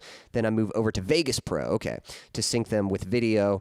My pedal board is just where all my guitar tones and effects are coming from. Yeah, I figured you were creating the tones with the pedal board, but then, yeah, I didn't realize you had some software that you're also editing into, so very cool. All right, just a few last things here. So that was kind of a cool trick. I don't know. I was just very pleased with how that came out. It just kind of created more. It just made that moment stand out more, and that's really the key word there. It's finding the moments in your song, like finding those spots where it's like, how can I make a moment out of that? And so that's what I really like about the bridge. It's got those two little moments there.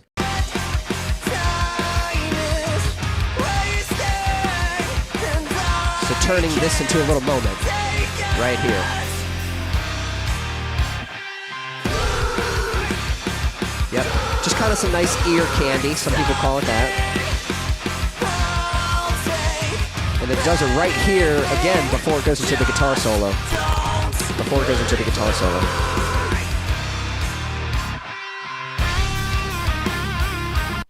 All right, so with that, I think we are going to talk about the guitar solo. Just a couple more things, and then I think we're going to put a wrap on all of this. Let's see here.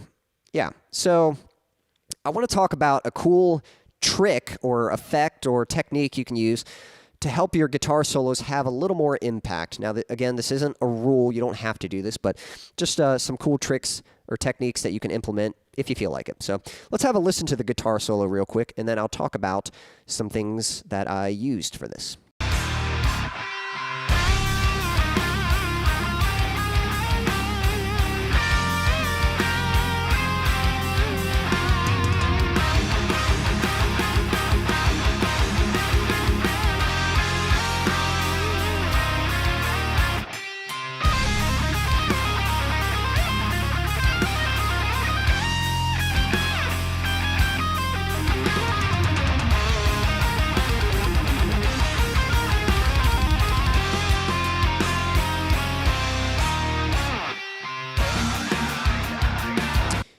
Okay, so there we go. So that's the solo.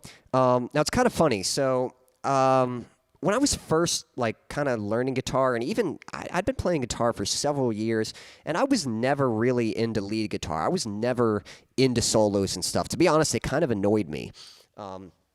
Mostly because I just got a bad first impression of them. Later, I grew to appreciate them and like them, but when I was first learning guitar, You know, there was this one guy that he was a good guitarist, but all he did was like play solos, but out of context. And to me, it was just annoying. I was like, man, just play a song, you know, like it just was annoying just to hear him noodling on guitar. And so I kind of had a bad impression of solos. But eventually I started getting into, when I started getting into a lot of like technical metal and progressive metal, I really appreciated the musicianship, and I could hear like, man, those guitar solos can sound really cool. And so sometimes I would write a song, and I always try to do what I think is best for the song. And so I never force a solo into a song. I only write a solo if I feel like the song needs one. And some of you guys might know my song, A Place to Call Home. Again, that's technically my first song that I released as Quincy Kane. But I wrote that song years ago, and I actually wrote the solo years ago as well. But that was back before I really knew. I wasn't a very good lead player at the time. In fact, I'll play that solo for you real quick. So I remember when I was writing that song, A Place to Call Home. That's let's see. It kind of lets this note ring out, and it felt like it needed to build up to something. It went. And then I just felt like, oh, it's got to go into a guitar solo.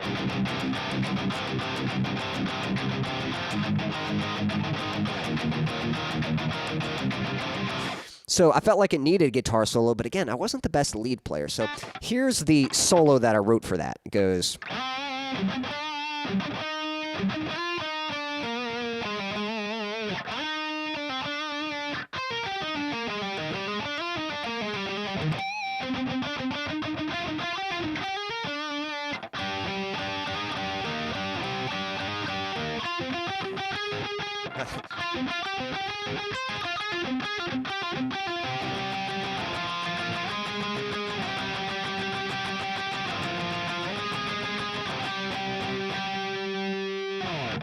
So my strategy was a few things. One, I knew I couldn't like shred all that fast, so I was like, I gotta have some strong melody. Like I definitely focused on the melody.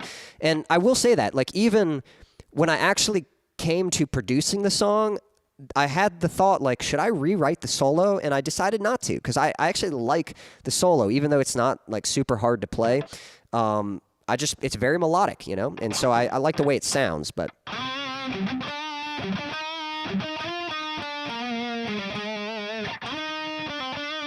So we got like a nice little melodic phrase there. Then I felt like it needed to go into something like shreddy, and the best I could do at the time was this. You know, and so I feel like a normal person, or not normal, but, you know, like a good shredder would probably double that up. So instead of dot, dot, dot, dot, dot, dot, dot, probably be more like, you know, like, you know, like something like totally double it up. But I wasn't that good. So I just played as fast as I could on time. And so, let's see.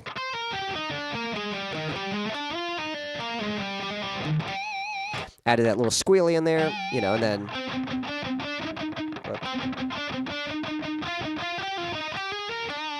So again, I was really focusing on the melody, and then even this little... Like, it's not very common to play, like, chords like that in a solo, but I thought it sounded kind of cool, so... And then... And then, lastly, ending off with some octaves.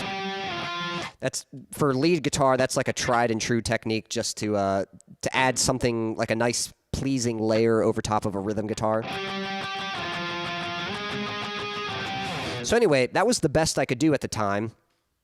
But I was like, how do I, I feel like this solo isn't all that epic. How do I make it come off as more impactful than it actually is?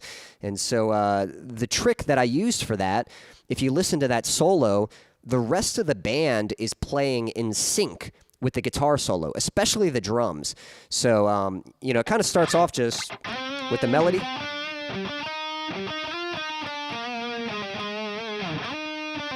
But when it gets to that fast part, the drums are going pop, pop, pop, pop, pop, pop, pop, you know. So kind of playing in sync, you know. And the guitars are doing the same thing.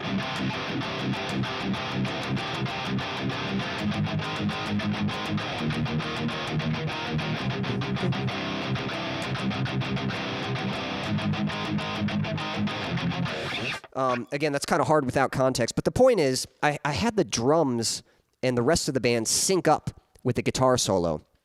And that's still a really cool effect.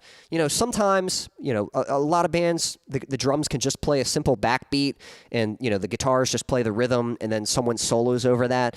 But there is a really cool effect when you have the rest of the band actually matching the timing of what the lead guitarist is doing. So that's what I do in this solo here. And so I really like the effect that it has. I'm going to demonstrate. So let's listen to just the solo. Yeah, just a second here. So we got just the solo track. That's what we start with.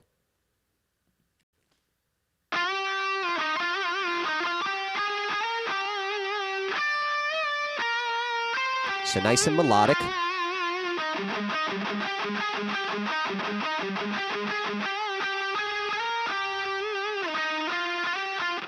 Okay, so that's the first little part there, that da da da da da da da da.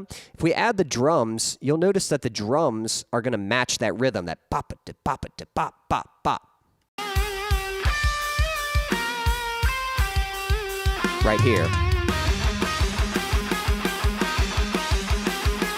Bop bop bop bop. Okay, and then so whenever I'm writing a solo, this is kind of my mindset. I definitely try to prioritize the melody. Like I want the solo to be very catchy. Like I want the listener to be able to sing the solo in their head, you know? But obviously you want to throw in some fancy stuff too. So the first half of that solo is just very melodic. But after that, usually after I've done enough melodic stuff, part of me is like, okay, I gotta throw in some speed now. I gotta throw in something a little impressive. So I got some sweeping here. Now, while the sweeping's happening, the drums kind of get out of the way just to make more room for the fast parts from the lead guitar.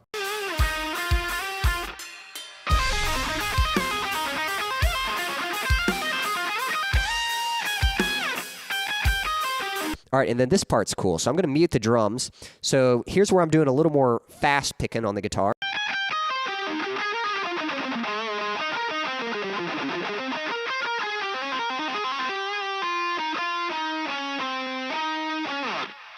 And there's an interesting thing happening there. So the timing of the song is 1, 2, 3, 4, 5, 6, 1 and 2 and 3 and 4 and 5 and 6 and 1 and a 2 and a 3 and a 4 and a 5 and a 6. That's the rhythm. But somehow I felt this like triplet timing, 1 and 2 and 3 and triplet, 1 and 2 and 3 and 1 and a 2 and 3 and a 4 and a 5. You know, so that triplet sound, it's kind of I don't know, just kind of a cool change to the rhythm. So a lot of those fast parts, I have the drums match that. So that first little bit, that little triplet thing, I have the drums match that with a fill right here. And then during this, this is like the finale of it, so we've got this kick pattern coming in. So the drums, the kick is going to match what the guitar's doing. So 1, 2, and 3, and so we got kick, kick, kick, kick, kick, kick, and then it's going to go to a triplet. Kick, kick, kick, triplet, kick, kick, kick, kick, kick, kick, and then it's going to double bass, you know, so double up. So listen how the kick drum is going to match the lead guitar there.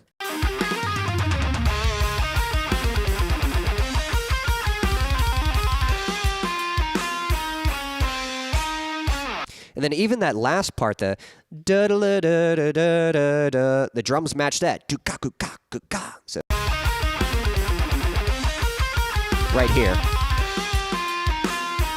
Da da da da da da. Bum bum bum, and then those last 3 hits. So that's the drums, and then we get the rhythm guitar in there as well. Now, what's interesting is originally I had a different part for the rhythm guitar. I'm going to see if I can show this real quick. So when I originally wrote this song, and even if you guys have heard me perform the song live, for the longest time, the rhythm guitar just kept playing the same thing. So, 1 second. Right here.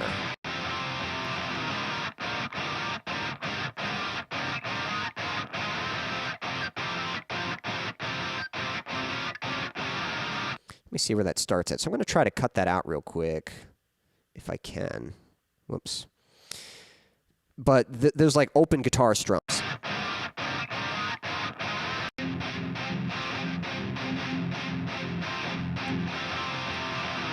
Right there. So let me see if I can cut that out. So I'm going to use that scissor tool. So what I'm doing is I'm cutting this. Let me skip ahead. Actually, I can just skip ahead to the solo.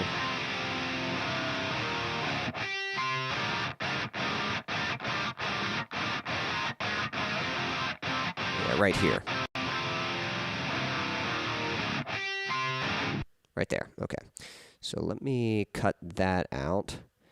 So I'm cutting that section out, and I'm going to copy it, and then I'm going to undo those cuts, and I'm going to paste it right here. Okay. So here's what it used to sound like. The rhythm guitar used to just play that same thing, those same chords. So here's what they sound like with the drums.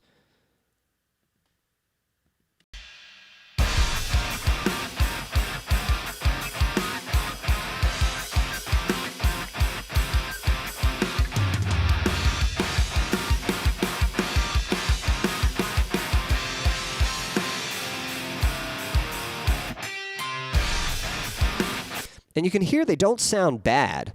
Let me add the lead guitar into that. Where's it at? Solo guitar.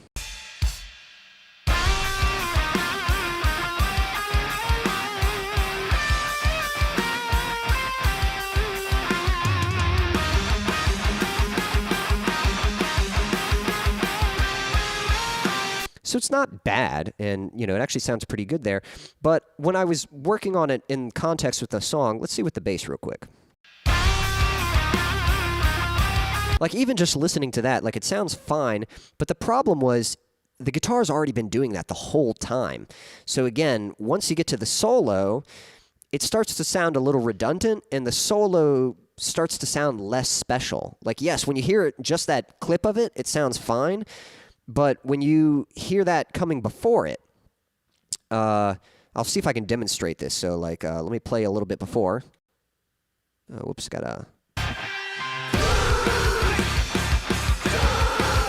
So you're hearing all this, and then I'm going to switch to the other guitar part.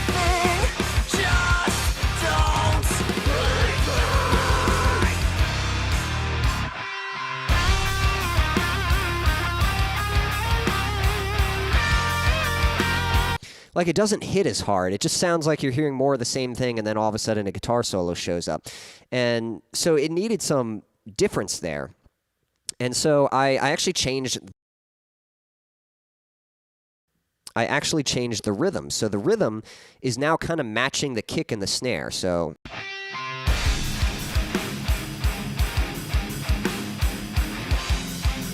and already, like, hearing that, I love how it's kind of a change of what you've been hearing. Like, yes, this sounds good, but now we get this nice, brutal, like, chug.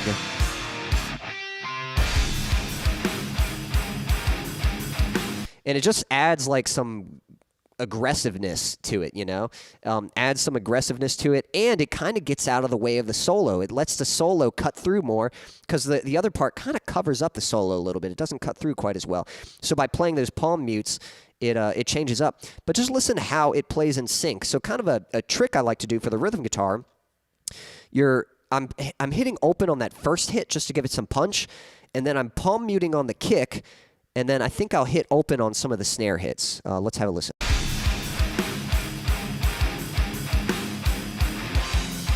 So actually, in this case, I'm just hitting open on the first hit and then just chugging everything else.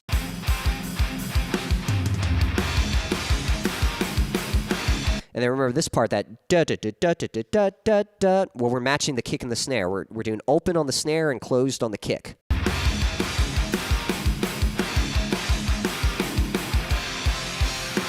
And this took a little bit of figuring out. I remember when I was writing this, like I had to kind of try a few different combinations to find the right one. So again, that part was and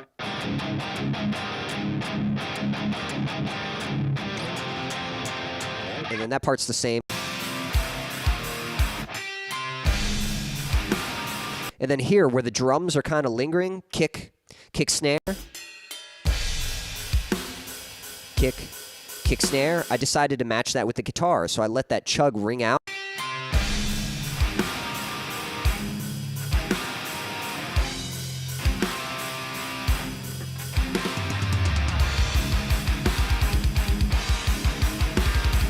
And then that part, I tried to match with the kick, and it just ended up being too much, so I just kind of simplified it. Just dun, dun, dun, dun, dun, dun, dun, dun.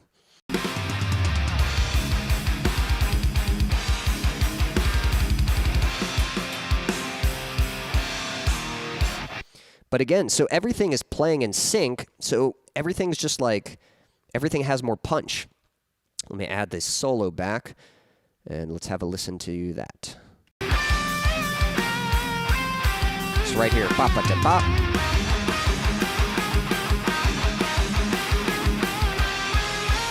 So even if you just listen to the rhythm guitar, it's matching with the solo.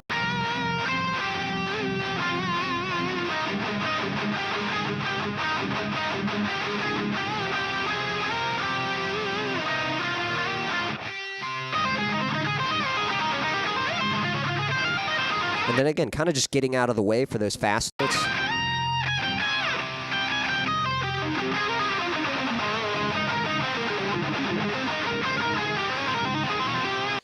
And then the bass, kind of the same thing. The bass is just matching the kick. So when you get it all together, you just get a lot of punch behind those hits.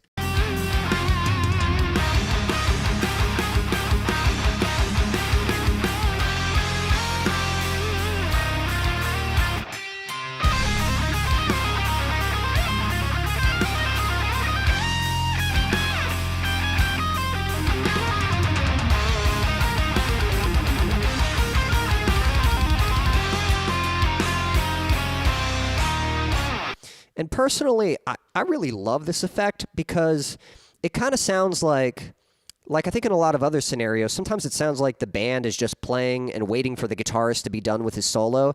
Here it sounds like the band is playing with the solo, you know? And I really like the effect it has. It kind of tells like a story, and it feels more, I don't know, it just feels more necessary. It doesn't sound like it's a solo just for the sake of a solo. It just sounds like it's actually contributing something to the song. Now, that's not to say that you can't do a simple backbeat against a solo. I'm sure I know that there's plenty of great songs that the backbeat is simple and the solo still rocks. I'm not saying that at all. I'm just saying this is a cool technique, and I really like the effect it has. Last thing, since the first part of the solo is so melodic, it's really nice to add some harmonies there. So just adding some good, adding some harmonies. So I've got a harmony track here. It's going to kick in right here.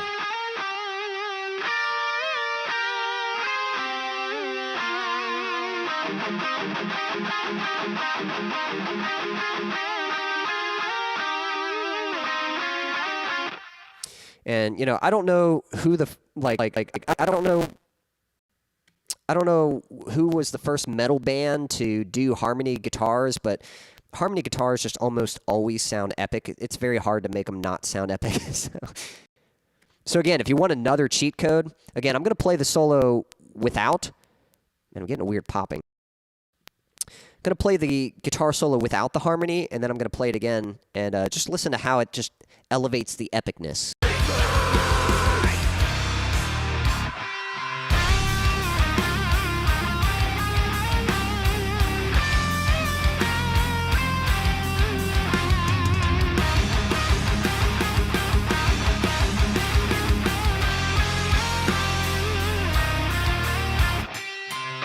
And I see we got Gary in the chat. Thank you. Yep, says it sounds cool to hear the isolated tracks. All right, let's hear that again and listen to how the harmonies just elevate it.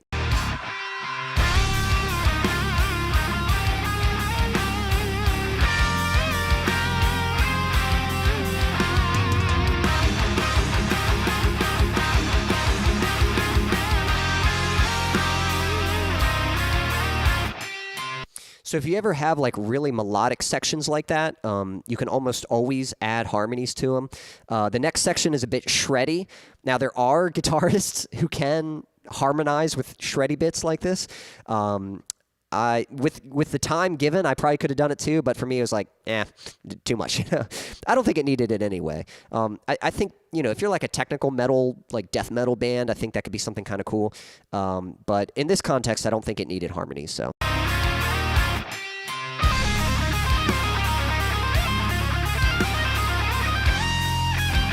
The harmonies might have actually taken away from it. It might have been too distracting.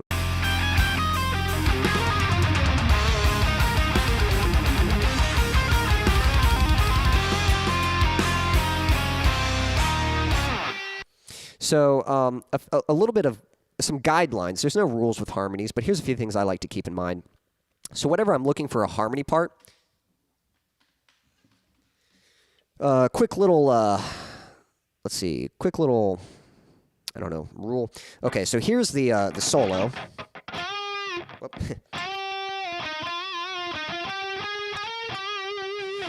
I started it just normal, because again, it kind of, I don't know, it already had enough impact with that string bend that, like, I really wanted it to have some punch. And I just love how hard that hits. And I kind of like, it sort of creates this effect, like it already hits hard, and just when you think it can't hit harder, then the harmonies come in, and so it's more to keep you invested. Like, you're already like, ooh, that note hit nicely, and then, ooh, it hit me again, like I didn't know.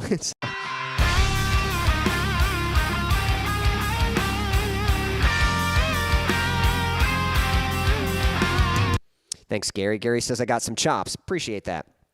Harmony guitars are so great. Yes. Yeah, I know. It's the ultimate cheat code. Just add harmonies to your guitar parts and they'll sound epic. So here's kind of my guidelines. So again, first, for this particular song, I started isolated, and then the harmony comes in.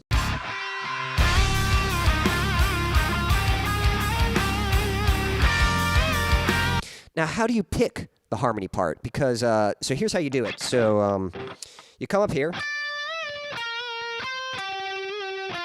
So we're starting on this note. So there's two harmonies you could find. You could find the high harmony, so you start on that note, and you go up 2 notes in scale. So that would harmonize, and then you just match the same pattern. You just, when it goes down, you go down. When it goes up, you go up. So that would be...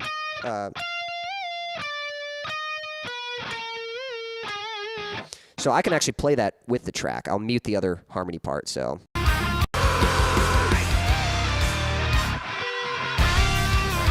Here we go.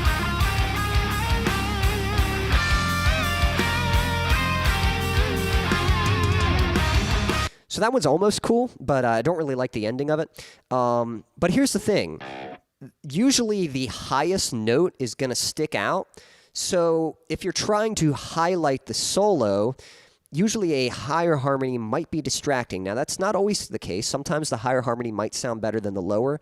But most of the time, I would go with the lower harmony. So again, same thing. You start on the first note. Start on that first note and go down 2 notes in scale. So that's where we're starting. Okay? And then for some reason, what it would actually do, it would actually go...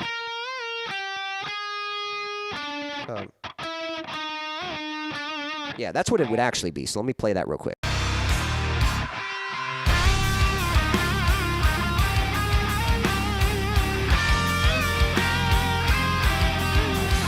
Darn it! Let me try that again.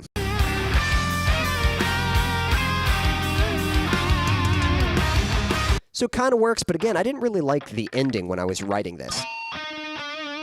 So I actually went to this sort of 5th harmony. So again, that melody, it goes to this note, and I basically turned it into a power chord. So I'm actually kind of combining 2 different harmony parts here. I start here, and then I jump down. But that just felt the least distracting. It felt like it was supporting the solo without taking away from the solo. So, yeah.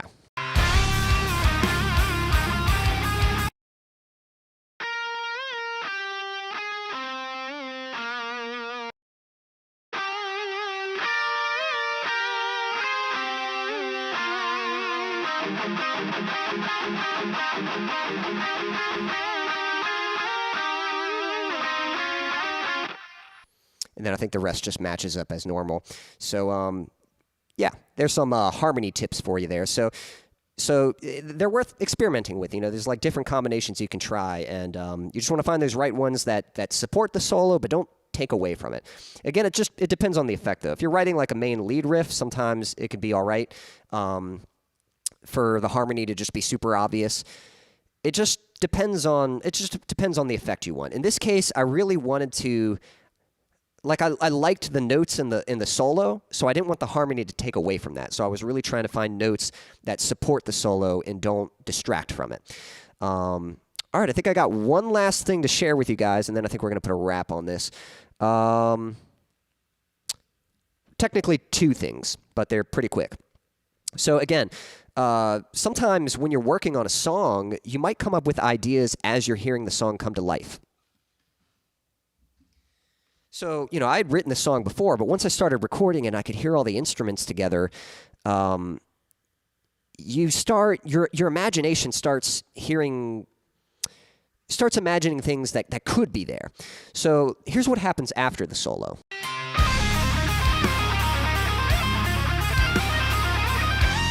I'll let it finish playing. So after this, it's going to go back into a verse, but a very short verse. It's funny, I can already hear it even though it's not there.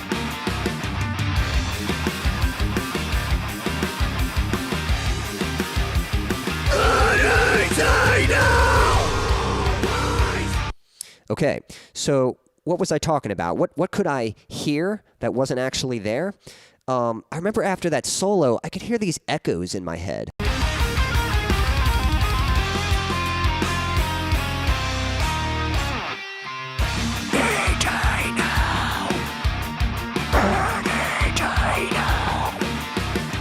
Like I could just imagine them. They weren't there, but I could imagine them. And so I'm like, oh, I got to do that. So what happens is that verse starts to build up for the last chorus, and then those harsh vocals come in screaming any day now.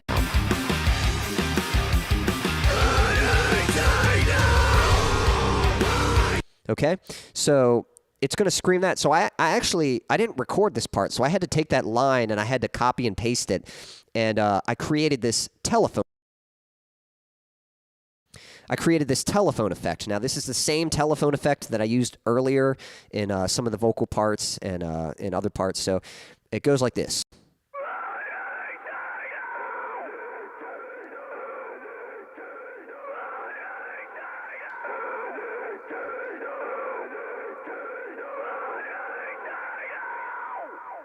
And then it kicks in like in your face any day now.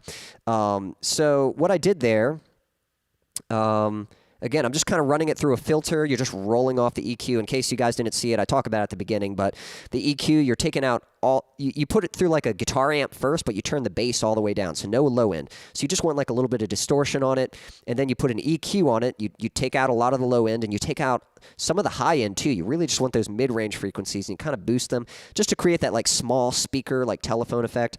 Then you just put a lot of reverb or delay on it. And then what I did here was I kind of panned it. So I have the first one. I wanted it to just sound like it was like circling around kind of. So the first one's in the middle, and then I have, and then I think it starts with a high scream first. It's a high scream first, then a low scream off to the side, then the other side, then back to the other side with a high scream, and then it comes back in. Again, I just played around, arranged it till it felt right. So I'll let you hear that with the music. It sounds like this. Go back a little bit.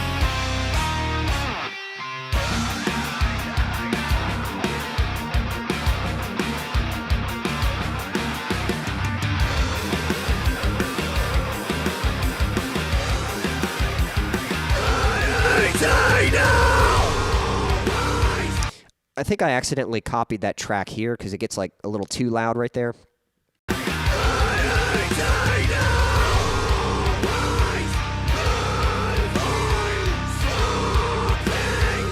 So again, I'll kind of turn it on and off, and again, it just, what I've been talking about this whole stream is just trying to create moments in your song.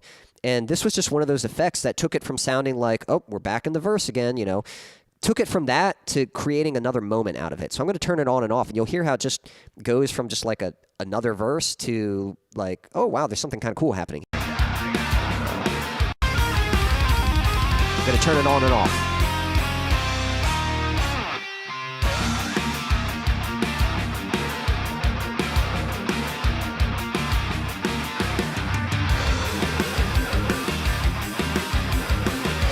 Kicks in.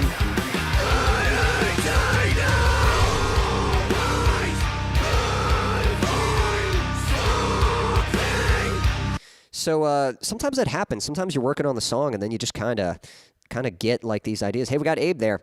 You could pan it in automation to make it really move around your head. Yeah, you could do that too. That's a cool way to compose and build. Thank you. And yeah, you're absolutely right. You could automate the panning as well. I think the reason I didn't do that was because there's overlap in the tracks anyway, like any day now, and then the next track kicks in. So I actually had 3 tracks for it, and it's not that you couldn't automate it. It's just that there was overlay with the tracks already. And I already had 2 tracks set up left and right anyway, so I only had to add a mono track. So I think for my situation, it wasn't necessary, but you're absolutely right. You could have a track and then kind of pan it like back and forth to really get it going left and right and stuff. But that really helps. But let's see here. And I think, and there's one last thing. The last thing I wanted to do, and again, creating one last moment in the song, because that's what it is, to create engagement, to take your song from just sounding like kind of cool to really being engaging and keeping the listener interested to hear what's going to happen next. It's creating those moments throughout the song. And there's one last moment that happens at the very end. So we're going to listen to the very end of the song when the last note.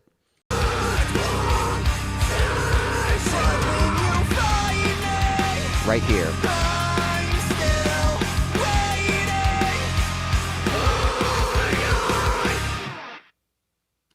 Now it's kind of funny. So it just kind of all just ends. That is not how the track ends naturally.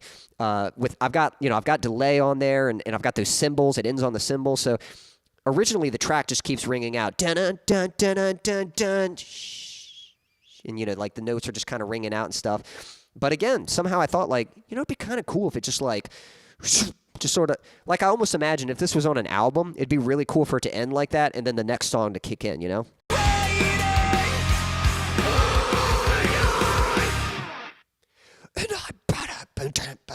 And like kick right into the next song or whatever it would be, So that's kind of what I was imagining. And again, I wasn't thinking that when I first wrote it, but as you're piecing things together, you start kind of hearing what it could be, and you kind of try stuff out. So what's really cool, this effect's kind of weird, but really all you have to do is, what really helps this is it's mainly the reverb. It's like in the vocals and the drums. Those are the main ones. You need the drums. Like I'll solo the drums, and you'll hear that right when they hit that last hit. It's going to hit, pop, and then it's quickly going to fade out.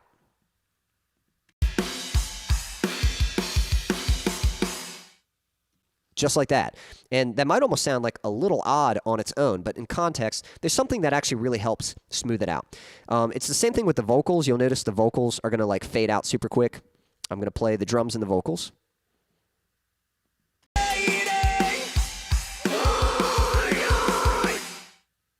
So again, they're just they're there and then they're gone. You can even hear the reverb on waiting, and then the reverb's gone. It's like, and they're just gone, But again, we kind of used that technique earlier. It's sort of like creating that tension, that, and then just taking, making it disappear. Let's see, I'm going to mute this. Now, there's this one layer that really helps. I'm going to mute it, but there's this one layer that really helps the effect. So I'm going to play the full band without that layer. And you'll notice it does sound just a little odd. It's like it kind of works, but not quite the effect I wanted. And then I'll show you the layer that sort of smoothed it out. Whoops, let me get it where you can hear it.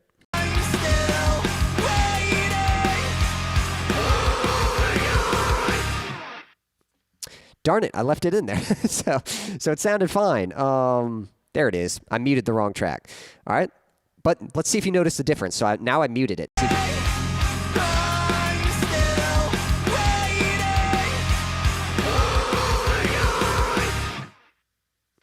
like it kind of worked, but it's almost a little odd. The thing that really smoothed it out, it's this lead guitar.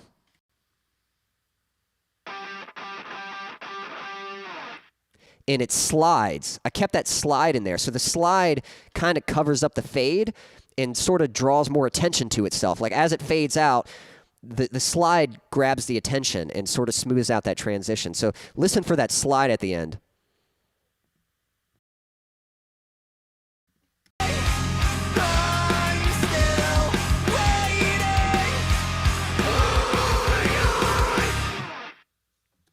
Like that's what takes all the attention there. So, and it's kind of cool. I love how it's like super big and then it just kind of like just like kind of shrinks down to just those guitars. And I don't know how to explain it, but I don't know. It's just a cool effect. So, guys, I think that's essentially it. If you guys have any like quick questions or anything, I think we're going to put a wrap on. Let me catch up with the chat here. Some hellos. Abe saying, I enjoy listening to an album that functions as a whole experience where you are led into the next track like that.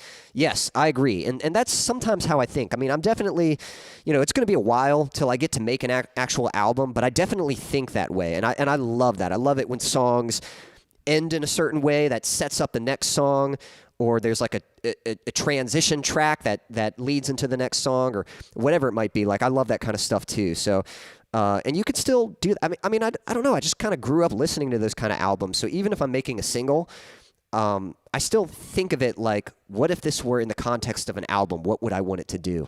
And I think that's a pretty cool thing to keep in mind. So, but guys, hopefully you found that interesting. Again, I was a little scrambling to get all this together. I wish I had a few more examples, but hopefully you found it interesting. Maybe you learned a few things. And I will be doing more segments like this. So I think in the future, I'm going to do one talking about like guitar tone and guitar techniques and things like that. So if you ever have any questions about guitar, let me know. I might revisit vocals. I've done one before talking about vocals. So if you ever have any questions, but if there's ever anything for this segment that you'd like me to discuss, it could be songwriting, it could be song production, vocals, guitar, whatever it might be. Let me know if you have any ideas, any questions, and I can try to get to that stuff. And I just always enjoy this. I remember, I remember when I would work on my projects, like one of my favorite things was when I would make something, I just loved getting my friends and be like, let me show you what I made. And I'd bring them into my bedroom and just hit play and just show them what I made and talk about it and show them what I discovered. And that was like one of my favorite things. And so that's kind of like, I'm still figuring out how to do that, but that's what I'd like this segment to be. I just want this to be like, hey guys, let me show you what I learned while working on this track, because you discover such cool things working on these projects. And hopefully they're things that, even, if you make music yourself, maybe they give you some ideas for your own stuff. If you don't produce music, but you enjoy music, then maybe this kind of gives you a little insight on what kind of stuff goes into actually making the sounds that you enjoy so much. So hopefully you can enjoy at least seeing the process and how it works. Abe says, I enjoyed this, what I was able to catch. Well, definitely, if you'd like to, I talked plenty more. I talked about, I'll give you a quick little overview. I talked about cool intros, like there's kind of a cool intro for this song and how important that can be for just creating intrigue in your song. I talked about a cool vocal effect, kind of this distortion stereo effect, the importance of vocal layers. I shared this palm mute technique. You might be familiar with the gent technique, the gent kind of sound, but I showed how I sort of modified that a little bit to get a little more clarity out of some of the chords and make them a little more punchy and tighter sounding. And talked about layered screams a little bit, talked about variation in the second verse and how important that is so that you could recognize it as the verse, but it has enough variation to be distinguishable from the first verse, and a few other effects, but definitely talked about some pretty cool stuff. So guys, thank you for hanging out with me. Again, if you're interested in checking out this song is my latest release. It's called Waiting, so definitely check out the full song if you haven't. If you want to check out the video, leave a like and a comment on it. I'd much appreciate it. Again, the song's called Waiting. It's my latest release. It's also available on Spotify, and you can download it for free on Bandcamp if you'd like. If you'd like to get some goodies, I'm going to post a link here, and you can find a lot of stuff here. So you can find my music on this link. You can find the video for my latest release on this link. If you'd like to support me, you can find merch on this, and I do appreciate that. If you'd like to support me directly, there's a virtual tip jar. There's also an email list if you want to stay notified whenever I'm doing these streams, whenever I'm posting a new video, whenever whenever I release a new song, all that kind of stuff. If you want to be notified about that, that same link at the bottom, you'll see where you can sign up for my email list. So definitely sign up for the email list, and that way you can stay notified whenever I have a new song release and all that stuff. So cool stuff, Quincy. Thank you, Gary. Appreciate that. Night, Quincy. Yep, Daniel, I hope you have a good night as well, guys. Thank you for hanging out with me. I hope you have a wonderful evening, morning, night, afternoon, whatever time it is, wherever you are in the world. Until next time.